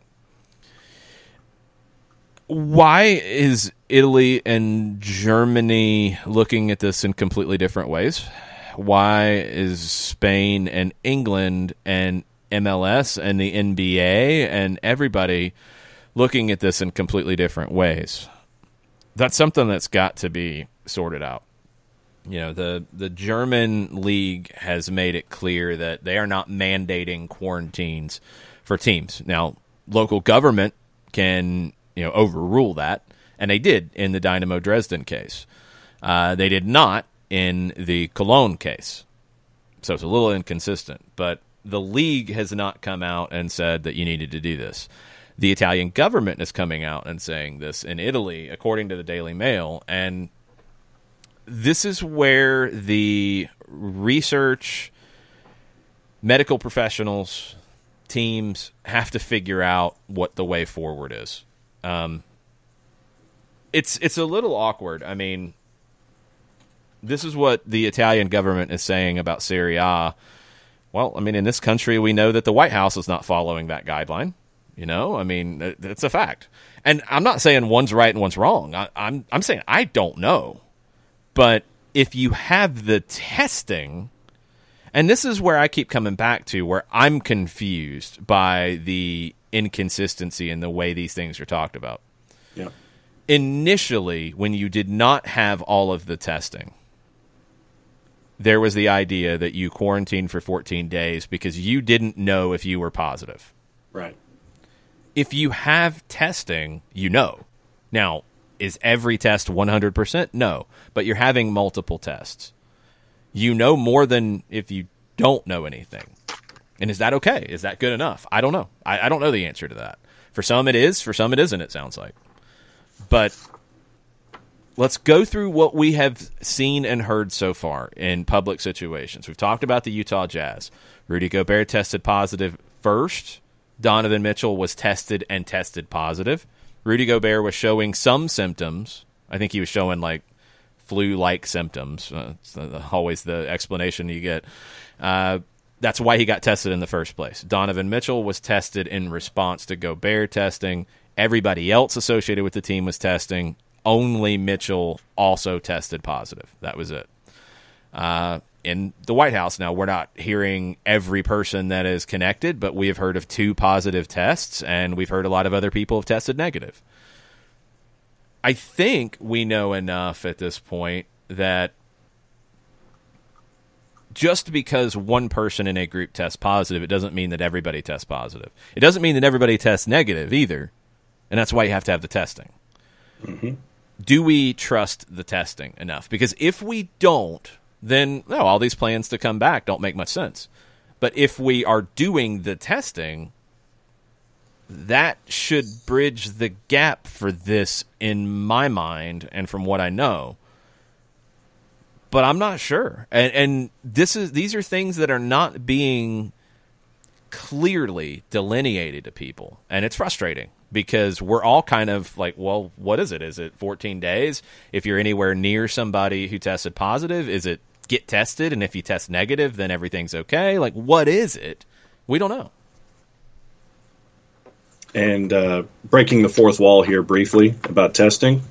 The boss took her point-of-care test this morning, negative. And why did she take it? She took it because of her trip over to Europe and India. And when she was in Frankfurt, she felt like... When was that? You got to make it clear for people to understand. This was... you're having me... It's like a month or... It's 2 months ago. It was just before Mexico. Yeah, it was before Mexico. Over 2 months ago. So, before over 2 months ago. So she was being tested not for COVID-19, but for antibodies. Or was it? Yeah. Look, COVID-19 point of care. So she was tested for COVID. Okay. That's what this says. Yeah. Okay. So she was concerned because of what happened more than 2 months ago with her getting those flu-like symptoms that we talked about. And so she just wanted to get an answer and didn't know if she had it and it passed through and all that. But she was so concerned enough that she got tested this morning and she came up negative. All right. Good. So okay, we're gonna get Mike on the line real quick. He'll be okay. Then I'll talk about. Hot. You want me to talk about Rangers or Costa? You can talk about whatever you would like to talk about, John. All right. Well, then we'll talk about Costa Rica. And with Costa Rica, their first division is going to be the first league in the Americas that will have restarted play after having stopped play. The Nicaraguan league was there the entire time. They did not stop. So the Costa Rican government announced professional sports can resume from May 15th. Costa Rican Federation president behind closed doors Wednesday, May the 20th. He says in a video press conference, if there is a great final, it will be on July 1st. 7 of the 22 regular season matches are still left to be played, so Prisa is 4 points clear of Alajuelense at the top of the table. All right, so Costa Rica is trying to figure it out. MLS is trying to figure it out. Mike Conti is trying to figure it out with all of us. What's up, Mike? Trying to figure out how to work my new phone. Usually when I pick up, I don't see you guys. Today I see you. So I don't know if this means that you can see my my ear pressed up against my phone, or if you're not on video. Off. Okay, all right. No, we did not add you on video. We are live on Twitch, and people can hear you on Twitch, but they can't see you. Okay. Would you like to see me, or should we just keep going with this? We're good. If you don't want to show us your ear, it's all good. No one needs to see that. We're good. No one needs to see that.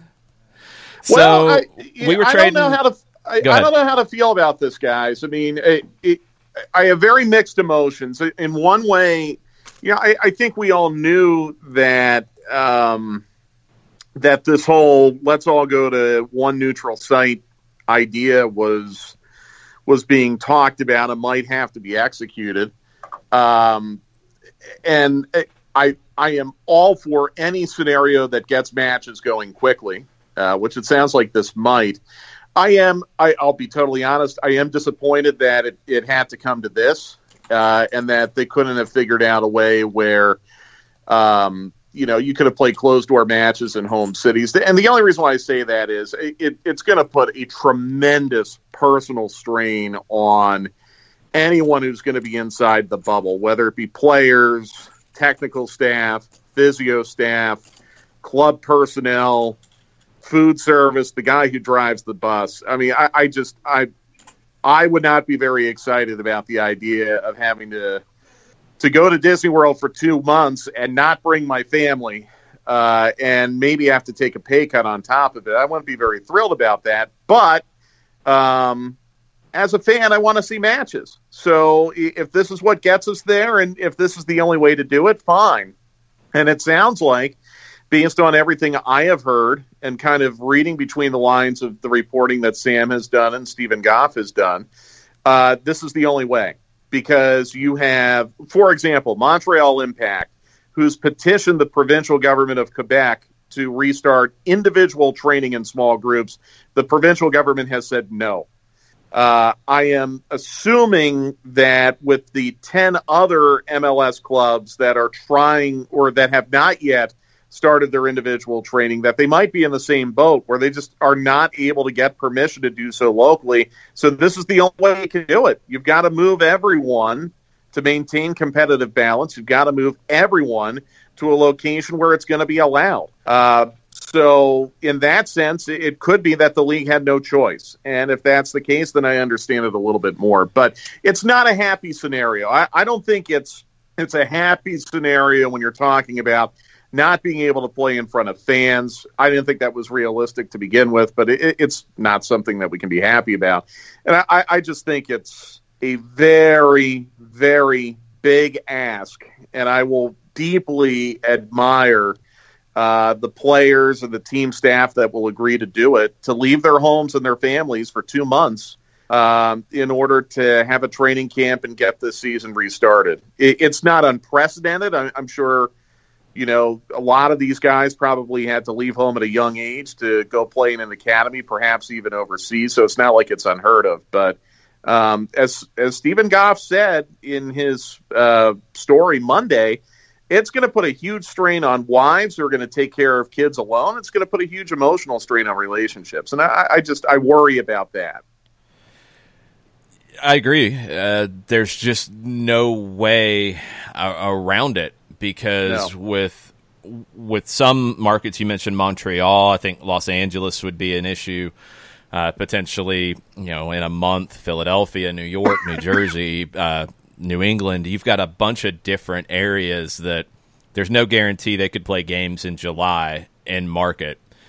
Mark Dos Santos had an interesting comparison for this. You mentioned, players at a young age leaving home. He compared it to a World Cup, and that's really accurate because you're generally talking about a couple of months, a training camp and then going to the tournament. And if you make a run, you're going to be there for a while. If you're, with your team for a Gold Cup or a Copa America or, a European Championship, it's the same thing.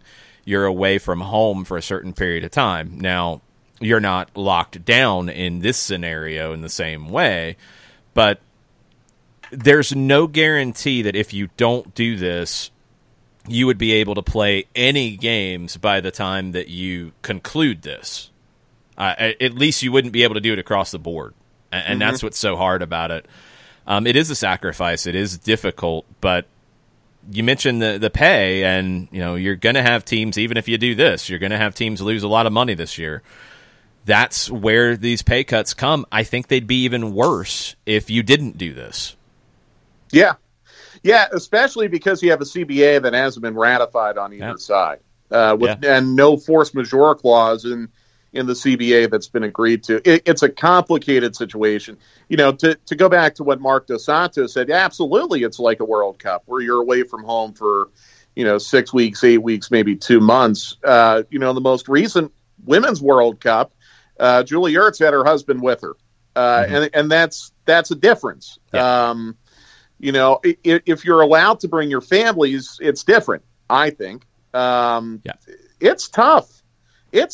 I would tell you, I would not be thrilled with the idea of, okay, you got to go to Orlando and live in the bubble for 2 months without your wife and the rest of your family. I don't like that. But I also want to do games.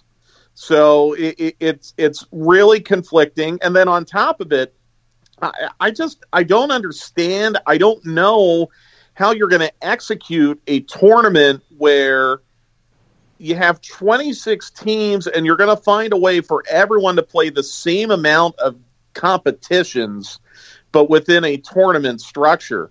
The only number in which 26 is divisible is by 2. So what are you going to do? 2 groups of 13? And play a 12-match group stage and then go to the knockout round? I don't think. Yeah, you don't have the time. Well, now here's the thing though. And Jason and I were texting about this morning. I think there's a way where you could do this and shorten the amount of time. I've seen the proposal that everyone would go to. This was in Sam Stechkoll's report, that I guess everyone would go to Disney World on June 1st and you would start play 3 weeks later.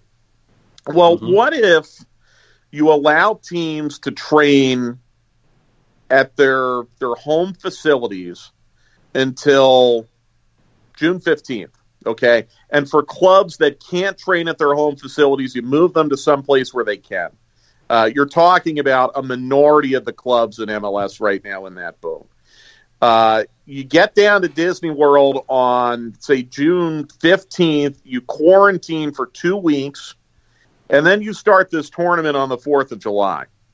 And the way you could do it, you could do this. Everyone in the Eastern Conference plays each other once. Everyone in the Western Conference plays each other once, and then you play a final round where the first place finishers in each group play for the trophy. The second place finishers in each group play for second place. Third place finishers in each group play for fifth place, so on and so forth. The top finishing American team, top finishing Canadian team, they both go to the CONCACAF Champions League. So now you've played 13 matches between the 4th of July and Labor Day. You can do it by playing once every 5 days. Then you send everyone home, you give them a week off, and you play out the rest of the season, 3 matches in 2 weeks, all the way into the final week of December, first week of December. You have decision day, you do the playoff, you're done before Christmas. You can do it. And I think the drawback to that for me would be the concern about being away from home for an extended period of time. That would be even longer. By like a week or two. I thought the idea, according to Stejskal, was that you would be there essentially for 2 months. It'd be June training, July playing. You'd be back at home in market in August. Right. What I'm saying is late June training, okay, got it. July and August playing, back in home market by Labor Day. And then you could be in a position, like, let's say you play 13 rounds at Disney World, so you've played 15 matches this season. You play the remaining 17 matches in stadiums, maybe even with fans.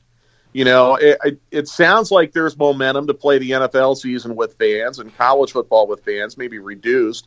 But that still gives you more than half the season in stadiums. And if you do it, you take a week off when you get back from Disney World. So basically mid-September you start. And you play 3 matches every 2 weeks. You take the decision day week and you don't play any midweek fixtures. You could be done by the first weekend of December. And you could play the postseason in 2 weeks and be done before Christmas. So what I'm saying is, if you're willing to put teams in Disney World for 2 months, why don't you put them there for 2 more weeks and give yourself a fighting chance where you can play more than half the season in front of fans? Because I'm telling you, if you break camp at Disney World in August, I don't think it's realistic that with the way things are working in California, right, and the way things are working in a couple other states, I don't think it's realistic that LAFC, LA Galaxy, Seattle Sounders, Philadelphia Union are going to be able to play home fixtures in the month of August. So that would be one way to do it. Now, what would concern me is, just as you said, Jason, I mean, I think anything more than a month is too long. So if we're talking about 2 months plus 2 weeks, that's really, really long. And I don't know how you convince the players to do that. But to me, that's the only way where you can cleanly run a tournament structure where everyone is going to get an equal amount of games. I just have no idea how you can do a tournament with 26 teams, play 5 matches, as was reported by Stephen Goff on Twitter last night, and have it all come out even. I don't know how that would work. Katie Weaver's in this morning, Mike, with a question, and I'll give this to both of you. Katie says, if MLS takes a non-traditional / innovative, with a question mark, quarantine tourney format, does it affect global reputation like other past odd American pro soccer things may have? I think it could help MLS markets, especially packaged with insider video, etc. I mean, go full MTV real world. Katie would watch. Mike, what do you think? Yeah, and I think that's what they're talking about based on the way Stephen Goff is reporting it. As far as global reputation, I think this is a temporary thing. I don't think it would have any impact on that. I did find the report of June 22nd, I think it was, as the first day where this tournament could begin, as very, very telling. That would make Major League Soccer certainly the first major team sport back in North America. Certainly. Major League Baseball wouldn't start until early July at the earliest. The NBA sounds like it wouldn't be mid-July at the earliest. Same with the National Hockey League. And I'm not suggesting that Major League Soccer is accelerating or racing with that goal in mind, but I think that would be very, very fortunate, where you could have a week or two of this Disney World tournament being shown reportedly on ESPN platforms. And again, that's another thing that I don't know how you work that out. I don't know how you make Fox and Univision and all your local broadcasters whole by doing that. And there's revenue tied up in that too. But you could have a captive audience for 2 weeks.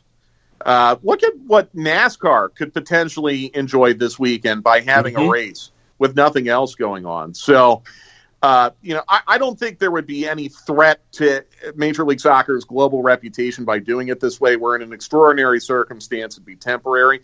But again, if it can be done safely, and that's the key, boy, I think there's a real opportunity here for Major League Soccer to get some viewership that it would not typically get in the summer. Yeah, the format, I could care less if people want to throw shade on it. Everybody's figuring out something that works in their area. Australia's looking at a pod kind of system to finish out their season. So everybody's having to figure that out. I'm not worried about the worldwide perception of it. I do think you could package some other pretty compelling things around it and make it a really interesting presentation for ESPN platforms. And I'm with you. I don't know how the Fox and Univision part of it works. I could see where the local side works, and I think too how NBA TV functions at times, where they'll take local feeds and air it, and it's national, but it's not exclusive. Right. They would have the ability to have some exclusivity, obviously, because they have that in their existing contract. But maybe that's the way they get more content, but you're taking the local broadcast. And in those cases, correct me if I'm wrong, if NBA TV takes a Hawks game, it is blacked out on NBA TV in the Atlanta market, and you watch on Fox Sports South. Okay. Yeah, that's absolutely right. That's the way I would do it. And that way you're getting both taken care of, and you're able to work with both. But here's the other thing. If you're only talking about 5 matches at Disney World, then I don't think you have a problem. You put the 5 matches on ESPN Plus, and Fox can make up their games later in the season and the local broadcast. I think Atlanta United was only going to have 18 local broadcasts this year anyway. You can make it up later in the season. That wouldn't be a big deal. Yeah, if you're talking about playing 12 or 13 matches in Disney World, which is just a theory I'm throwing out, I don't think that's been reported anywhere, then I think you've got a bigger challenge in making your broadcast partners whole. But as far as fans are concerned, I don't think they care. I think they would find a place to watch it, as we have found even with CONCACAF Champions League matches in the past. I mean, if you put up a stream somewhere, people are going to find it. Dedicated fans will find it. Yeah, you can figure out all those logistics. It's going to be tricky. It's not going to be easy, but you're getting to a point that if you're going to get back on the field, you're not going to be able to do it in a normal way. So you're going to have to get creative. And I think the one thing that people will point to, that people will say that MLS is rushing and they're trying to get out there to be first. But in the soccer world, you're going to have Germany to look at. You're going to have, by that time, potentially England to look at. You're going to have possibly Spain to look at. MLS wouldn't be the first league back in the soccer world anywhere near it. So you have a lot to point to. Here's the other thing on that, Jason, and I think you're right. I think leagues are very, very conscious of the PR ramifications. Mm-hmm. You got to get it right if you're going to do it. Absolutely.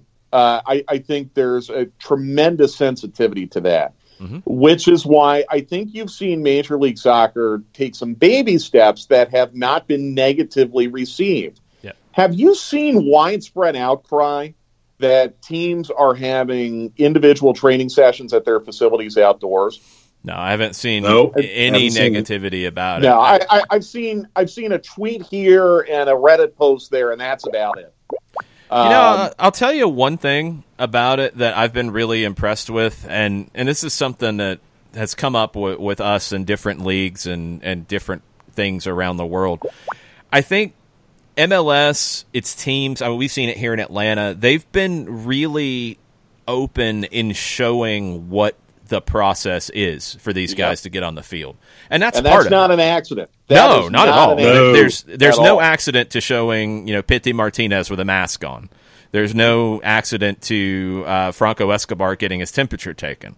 They need to show those things because that is what will help sell it, that, look, we're not just coming back and playing because of money or because we want to or because we don't care. We're doing all of these things to make it clear that it is safe to do. And you have heard the players unanimously in the interviews the pool interviews that the club is distributing, players have unanimously said, we feel safe. Mm-hmm. We feel safe. We know these are the things we have to do, but we feel safe. And Darren Eales has talked about this a few times lately, about how in Major League Soccer with single entity, you are not seeing the same kind of squabbling that you're seeing in England right now. Yep. And that you're seeing in Italy, and that you're seeing in Spain. There's a collegiality in Major League Soccer where everyone is kind of united here for the same goal, and that's to play as many matches as possible and play them as quickly as you can. And again, it goes back to the bottom line that the players want to play. If you don't have that level of buy-in, you're stuck. And you don't have that problem in Major League Soccer that I think you might be having in other parts of the world. So, but you're 100% right. I mean, if it is June 22nd, and that date feels very, very optimistic and almost a little bit aggressive to me, but if that's what it's going to be, great, sign me up. But if that's the date, you're right. You will have had more than a month of Bundesliga. Heck, the Bundesliga might be over by then, right? Or very, very close. Yeah. You'll have over a month of Bundesliga. You'll probably have, the way it's looking, at least a week or two of the Premier League. John's been talking about Costa Rica, Nicaragua, and Burundi, and some of those smaller leagues. You might have, maybe, Spain going by then. Spain is scheduled to. England, it's floated that they would. Austria is scheduled to. There's a couple other smaller European leagues that are scheduled to. Right. You'd have Korea. You'd potentially have Australia. You've got a whole bunch of leagues around the world that should be back by then. Exactly. And Major League Soccer is taking the extra precaution of doing the biodome that some of these other major leagues in Europe are not. So... Right. Look, you're in this day and age where everyone wants to argue about everything right now, you're going to get pushback here and there. But I think the way this has been presented through leaks to the media, and they might be trial balloons, I don't know. But if this has buy-in from players, there's really very little way that you can pick this apart. As long as you have the assurances that it's going to be safe. And just looking at it on paper, and I'd like to see the health and safety protocols, obviously, but this seems to be the safest way to do it right now. So if that's the way it has to be, that's the way it has to be. We have a little bit of this. Uh-oh. Out of Corriere dello Sport in Italy, Serie A has proposed to return to come back on June 13th. They still have to get government approval. And we talked about it earlier. There's some issues on the government approval side in Italy, but that's where the league is as from the clubs. They're proposing June 13th as their return. Return to matches, right? Return to matches. Yeah. Well, there you go. And that's in Italy, which has been profoundly affected by this. Maybe some people will choose metrics and data, but I mean, I think it's very easy to say that Italy has been the hardest hit European nation, maybe now with the United Kingdom. So yeah, I again, like this is tough. It's asking for a big sacrifice from everyone. But it's a way to save the season. And if there is a way to do it safely and have a captive audience for the first couple weeks, there's a way that Major League Soccer could actually benefit from this. Serie A does have permission to resume team training starting on Monday. There you go. See, in a way, Jason and John, I almost wish that it would have been possible to federalize a policy for return to sport in this country. Because this Germany. Is 100%. And that's why they're able to play in home stadiums and train at their home facilities. We are where we are right now because in certain states you're getting the green light and in certain states you aren't. So if there would have been a way to federalize this, it might have made the return a little more straightforward, but this is what we're working with. And again, I will give Don Garber a ton of credit. He did not quit. He did not give up on this idea to save this season.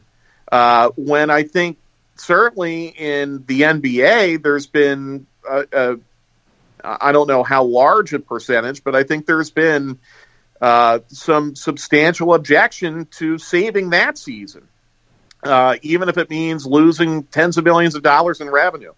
So I give Don Garber a lot of credit. I mean, man, that guy is a fighter, and these owners are fighters. And if these players go along with this proposal, these players are fighting right now, and they could stand to reap the reward long term. Major League Soccer could emerge from this in very, very good shape. But again, I mean, obviously this has got to be done safely, and that's where the hard work is going to come, is developing the health and safety protocols to ensure that this is done safely, ensure that if someone does test positive, you don't have to shut it all down, which sounds like now that's kind of the universally accepted way forward for all sports, is that you're not going to shut down if you get handful of positive tests. It's funny that Italy's come up, because earlier in the show we talked about a quote coming out of Italy, and I have a specific quote now. Vincenzo Spadafora, he's the Italian sport minister. He has said that if somebody gets sick, it would be quarantine for everybody. And this is his quote. This is his specific quote about it. Someone asked why a supermarket does not close if the cashier is positive, while if a player is, the whole team is sent to quarantine. Because in football, it is not possible to keep a distance. But my question, and this is where I think Germany has answered it, is if they're doing the testing, and especially the follow-up testing, and the isolation, and any kind of contact tracing that needs to be done here, right? They should be able to isolate. Like, this feels like an answer from 2 months ago, and not what we've seen in Korea, not what we're seeing in Germany. Now, in Germany, the one tricky element is, while you have the federal government really pushing everything together organized, you do have state health officials that have say, and that's why Dynamo Dresden is going into a quarantine while Cologne is not. So that gets a little complicated, but this approach in Italy, this mentality, it's not practical. It's not practical. It feels counter to what we've learned in the last 2 months. Well, and the reports we've gotten from the NBA, from the conference call that Adam Silver had with the governors yesterday, he said, if we have to shut down the whole league again for one positive test, it's not worth it. Absolutely. That is correct. Yeah, I agree. And look, it is not, I hate to be Debbie Downer, it's not realistic to assume that you're going to get 3,000 people in Disney World and no one's going to test positive at any point. Right. That's not realistic. You're going to have a positive test. I mean, I would take that to a Las Vegas betting window. You can do all you possibly can. There's no way to 1,000% assure that no one is going to get the virus. So you've got to establish procedures for isolation, contact tracing, repetitive testing, and you put those people in isolation and you keep it moving. Maybe you have to expand rosters to prepare for that possibility, but there are ways around it. I find it very odd that NASCAR figured out a proposal that everyone was comfortable with, a protocol that everyone was comfortable with. The PGA Tour has figured out a protocol that everyone is comfortable with. The Bundesliga appears to have found a way to do it that everyone or most people are comfortable with. That seems like a major step back for Italy, but I don't know the data that they are working with to come to that determination. Right. I don't think it's going to be that way for Major League Soccer, or Major League Baseball, or the NBA, or anything in North America. I think you'll have the testing it's not practical. To support it. Yeah, absolutely. Before you go, Mike, Jameson Christie has brought in a question, and this is something that I'm going to need a bit of an education on. I know that shocks both of you. What is the All-In Challenge? Is the All-In Challenge where pro athletes are auctioning off experiences with them, and then they're challenging other pro athletes to do the same. For example, Matt Ryan is auctioning off a morning with him in California where they work out together and have lunch, and he just challenged Freddie Freeman to do the same. Yeah, celebrities are doing it now. You can, if some do it as a raffle too. Some don't do it as an auction. Some do it as a raffle. Okay. So if you wanted to spend a day on set with Camila Cabello and appear in her next music video, you can buy some raffle tickets. Okay, so Jameson Christie asks both of you, what would be the go-to Atlanta United challenge that you would create? Wow. I would say this. The chefs at the training ground are pretty darn good. So I would say maybe a day at the training ground where, and obviously this assumes that everything's back to normal virus-wise. Yeah, that's what all of it is. You know, a day at the training ground where maybe you have some tea with Darren for breakfast and you go out and you watch a training session, or maybe there's even a way where you can lightly participate in a safe way.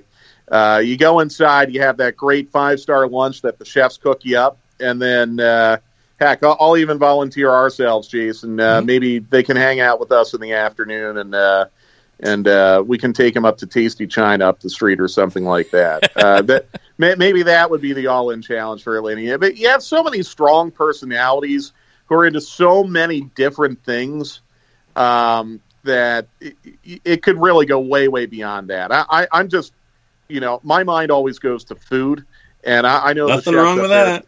The chefs up there at the training ground do an amazing job. So that's where I would start. So yeah, the all-in challenge, if you haven't heard about it, the Tiger and Phil golf, the match is part of it as well. There's an element to that with it. 100% of the money that they're raising goes to benefit Meals on Wheels, No Kid Hungry, America's Food Fund, the World Central Kitchen, Feeding America. It's food to those in need, kids, elderly, and frontline heroes. They've raised $41 million so far, which is wild. 374 different celebrities and athletes are part of it.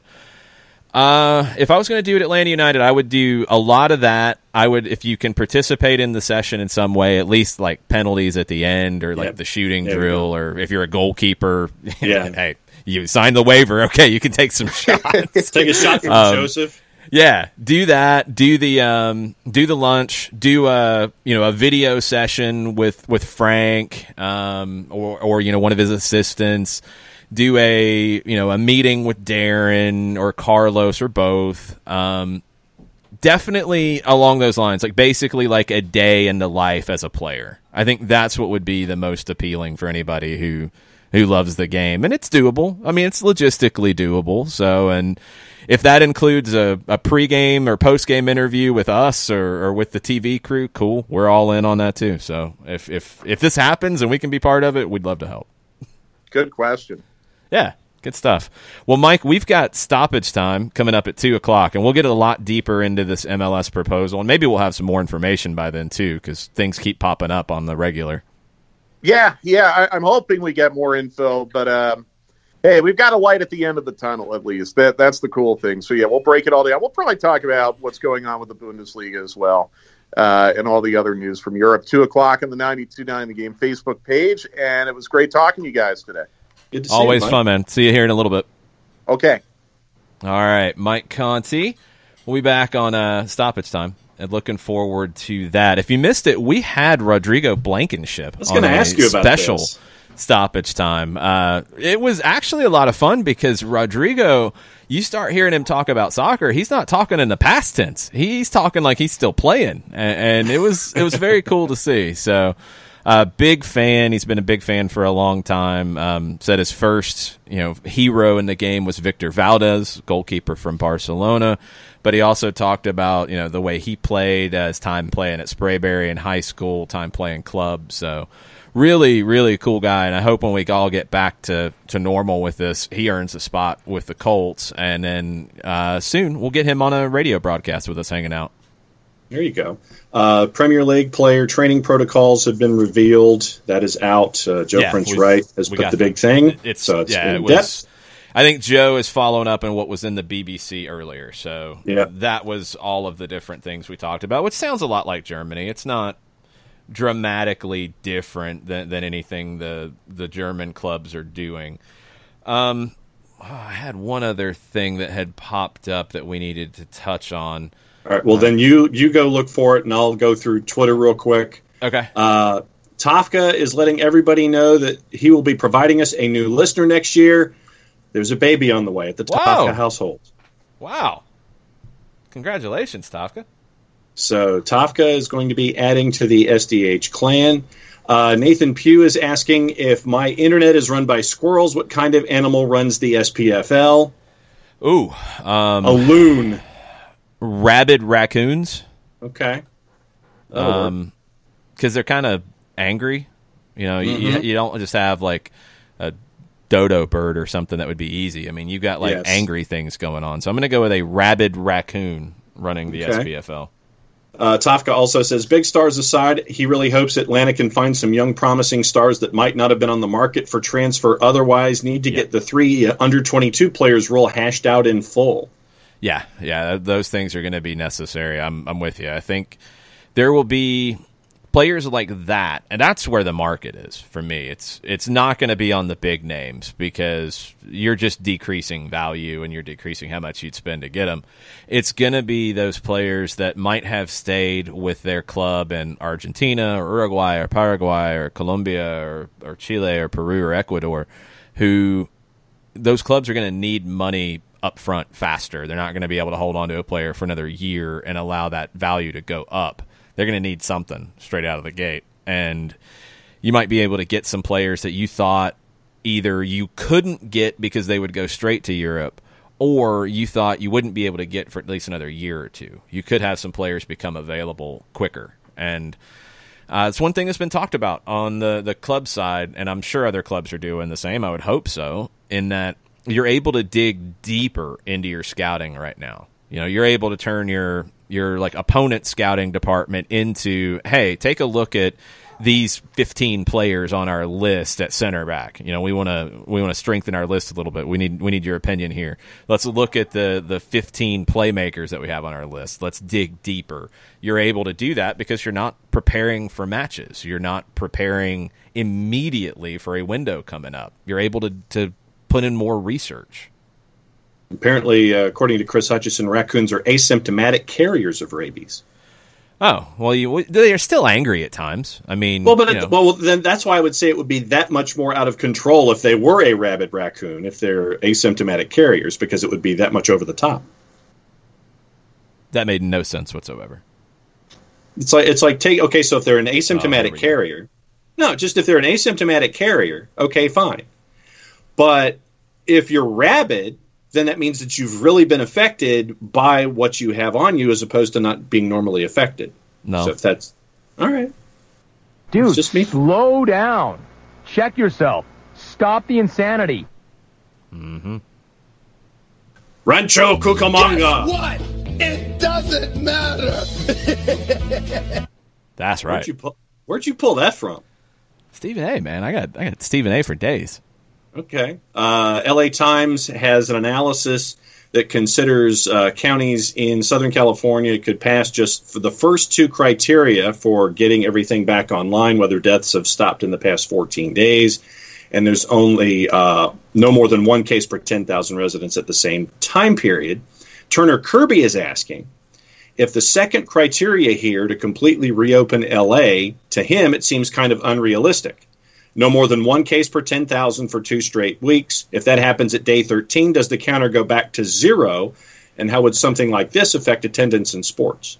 Yeah, that's what I don't know. And I guess this is becoming my biggest frustration with a lot of this is we're getting a lot of inconsistencies. And I think, you look at, we've mentioned Germany from a get back to sport perspective, but it feels like everything has been consistent in the way this has been discussed. I think in Korea, things were consistent Here it's all over the place. It's state by state, it's city by city, it's day to day in terms of messaging from the people who should be setting that agenda, and it's just all over the map. So I don't know. I mean, I mentioned it yesterday, the whole thing with like leaving packages outside and not bringing them inside. That was explained very clearly from a lot of experts for a long time. And then it was like, no, that's overkill. You don't have to do that.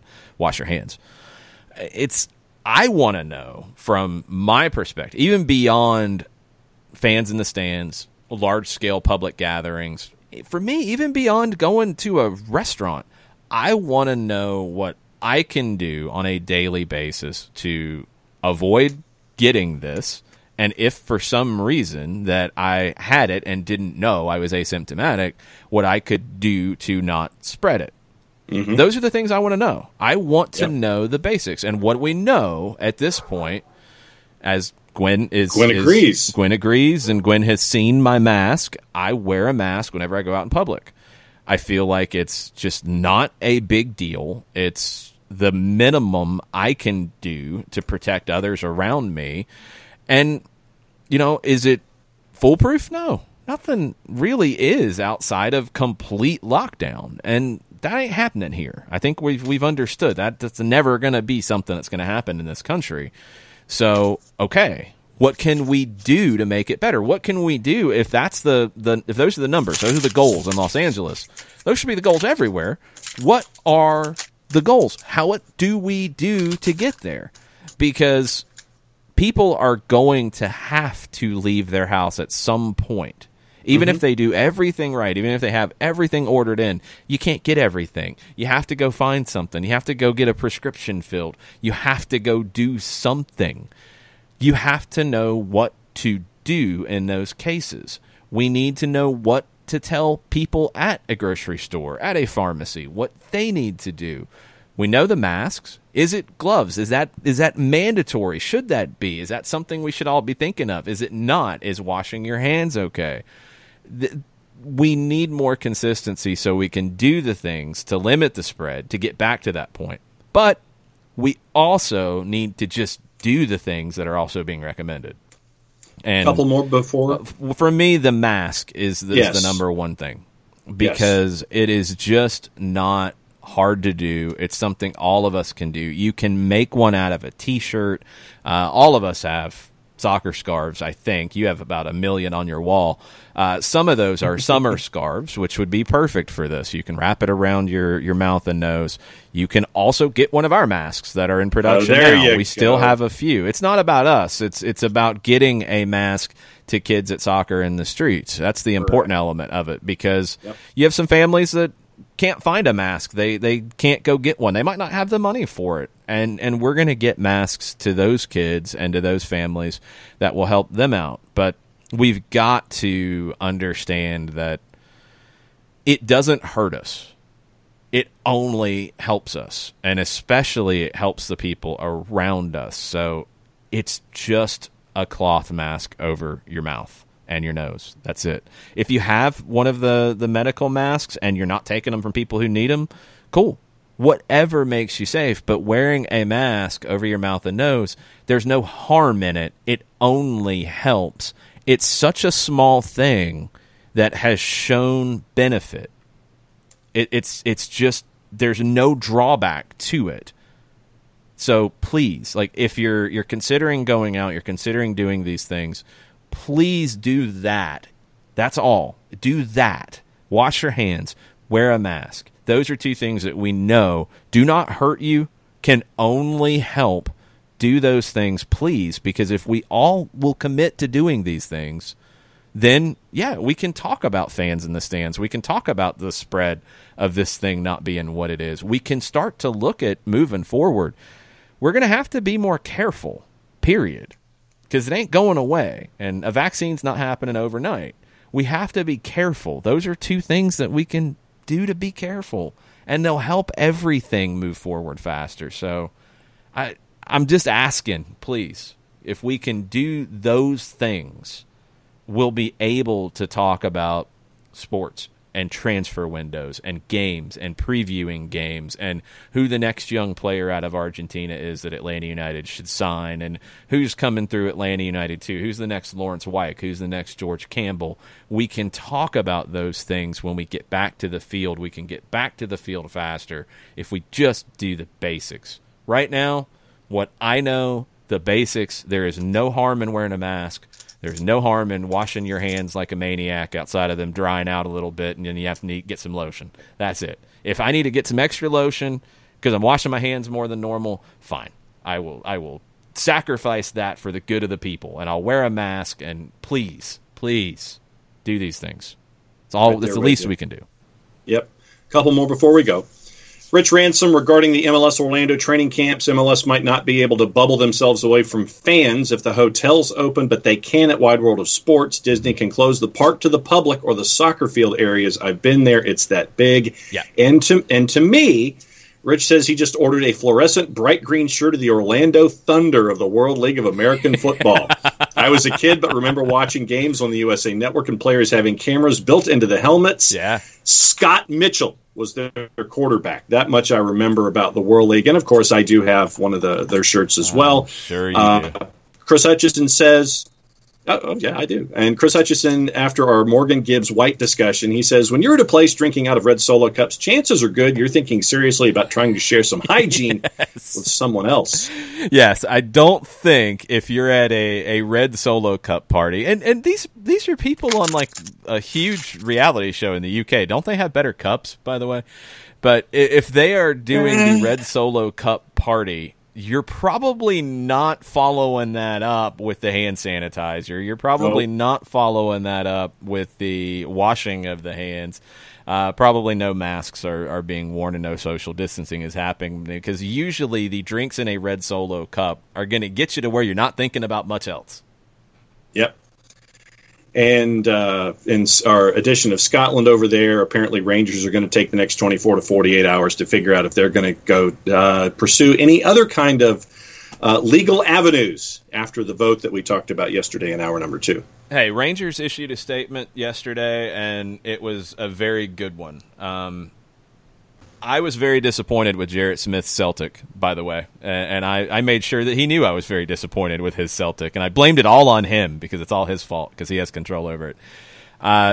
Let the petty nonsense go. Like, don't issue a tweet like taking cracks about the investigation or whatever. Just move on. You won the vote. Rangers, which was not the fact that it's Rangers proposition or Rangers proposal or the Rangers investigation. It's not. It's because the SBFL couldn't manage their way out of a wet paper bag. They ran a vote that was an embarrassing joke. Doesn't matter who brought it forward. Rangers was just the one who did. You had a vote. People decided, although 13 out of 40 and 2 didn't even want to vote, 13 out of 40 said you needed an independent investigation, but that wasn't enough to trigger it. Move on. It's time to move forward. Stop making cracks in a tweet about it. Rangers actually put forward a reasonable statement. Okay, move on. It's time to move on. When you have Celtic taking shots in a tweet at their rivals, when Celtic is the biggest club in the country by far, they don't need to do that. I always go to the Jay-Z quote about don't argue with fools because people from a distance can't tell who is who. When you are the big dog, you don't reference the other people. You know, this was something that Vince McMahon talked about when you were talking about WWE and WCW. When they took the lead in it, when they became the big dog, because they got knocked off that for a while and WCW won the ratings war for a long time. WCW never got over the fact that they were taking shots at WWF all the time. Once McMahon got on top, he ignored WCW for the most part. Mm-hmm. You know, you don't see Coca-Cola taking shots at Pepsi. Like, they don't need to. So Celtic doesn't need to take shots at anybody in Scotland because they got more money than 3-4 teams combined. They don't need to worry about that. So stop doing it. Be the leader. push forward. Rangers, stop being silly. Stop getting caught up in this stuff. When Aberdeen's got to issue a statement to basically say, like, no, we weren't supporting Rangers. We were voting for a proposal. That's ridiculous. That's why it's a mess. Stop being foolish. Stop the petty squabbles. Stop the middle school lunchroom tactics and just actually move on. It should have been investigated, in my opinion. It wasn't. Okay. You got to deal with it now. Move on. Figure out what you're going to do about the premiership because they haven't made a decision yet. Figure out, it's for sure, what you're going to do about relegation because they haven't made a definitive decision about that. Figure out what you're going to do about potentially reconstructing the league into 3 divisions instead of 4. Figure out these things that are important rather than who has the coolest trapper keeper in middle school because that's what Scotland's turned into. And Celtic, you're part of it too. Don't be that guy. Man. I always had the blue trapper keeper. I wanted one with, like, stuff around it, or I put stickers on it and stuff. I didn't want just a plain trapper keeper. Oh, no, I put, like, baseball cards and stickers, like the whole Panini thing. I was always on the trapper keeper. Yeah, I wanted stuff on it. I didn't care what base color it was. All right, you got stoppage time at 2 o'clock? Mm-hmm. And that is available on the 92.9 The Game Facebook page. Facebook.com/929 The Game. That. Let's see. I'm trying to think of other stuff that's going on in our universe. I think other than saying that thanks to everybody who's watching, thanks to everybody who wants an SDH scarf, thanks to everybody who wants the cover with our friends from Die Hard. You can still DM Jason, DM us at Soccer Down Here and find out how to get them covers. Different every time. It's funny. Well, it's a cover. It's a mask. Is it a mask? Is that what it can be? I mean, I thought it could be. That's what we're selling it as. Yes. All right, so it's a mask. It's a mask. It's right, like so it's like a what do you call it? What is it? The balaclava? The balaclava. It's that because you can do different things with it, and hopefully at one point we won't need to wear these as masks. We can wear them as headbands if we want. We can wear them as head coverings if we want. Yeah, so DM SDH and let us know, DM Jason, if you're interested. And I know that Kefsey has sent us a note about wanting said masks. We will get you taken care of, Kefsey. Let's see. So there's that. Thanks to our friends watching on Twitch. Thanks to our friends watching on Zingo TV, channel 250. Thanks for hanging out with us. And we're the night shift, 11 p.m. until whenever. And for those of you that miss us on Twitch or on your podcatcher or on the SDH app, available iOS and Android, Zingo TV, channel 250, download the Zingo TV app, and you can watch us there late night as well if you're having problems going to sleep, like me most nights. That's not good. So my brain starts to work at like 9 o'clock for some strange reason. It doesn't work during the day, so it works 12 hours later. Well, why don't you try to reverse that and make it work at 9 o'clock in the morning when we start the show? Yeah, good luck on that. Yeah, one day, maybe, possibly, probably not. Maybe, possibly. All right. Oh, yep. California surf today. Yes. That one makes a lot of sense. Why? Because you went to their games, right? That is correct. I was a California surf fan when I would spend summers out in Los Angeles. Played at Anaheim Stadium, as a matter of fact. Yes. For like a couple of years? How many years did they get? Yeah, a couple of years. They moved from St. Louis. I think 78 was their first year. Yeah, and the Aztecs played at the Rose Bowl and a couple of other places, and the Surf played down in Anaheim. Yeah, I think they might have lasted 3 years, if I'm not mistaken. Cool logo, actually. I really like the California Surf logo. And they had a bunch of American players, too, because they came from St. Louis, and they brought a lot of the St. Louis local players and St. Louis local ownership. But it didn't last very long. Nope. Don't know if soccer was ready to have two teams roughly in the same market at that point, and it didn't last. Does now, though. LAFC and LA Galaxy work pretty well, and we will see how those two, along with Atlanta United and everybody else, gets back on the field. There's a plan that's been reported. MLS hasn't commented on it yet, and we'll talk more about it on stoppage time, anything else that comes out about it, but it looks like at least things are moving in that direction here in this country. We know in Germany you got games on Saturday, and they'll be broadcast here on the Fox family of networks. So lots of stuff coming. We might actually have real soccer to talk about, not boardrooms and not medical offices and not governmental agencies. We'll have some of that too for a while as well, but it'll be nice to talk about soccer when we get there. So we're going to take a break for a few hours. We'll be back in the morning here on the SDH side of things. We'll have stoppage time, facebook.com/929 the game with me and Mike at 2. So y'all have a good rest of the day. Mooch plot, y'all. Mooch plot, y'all.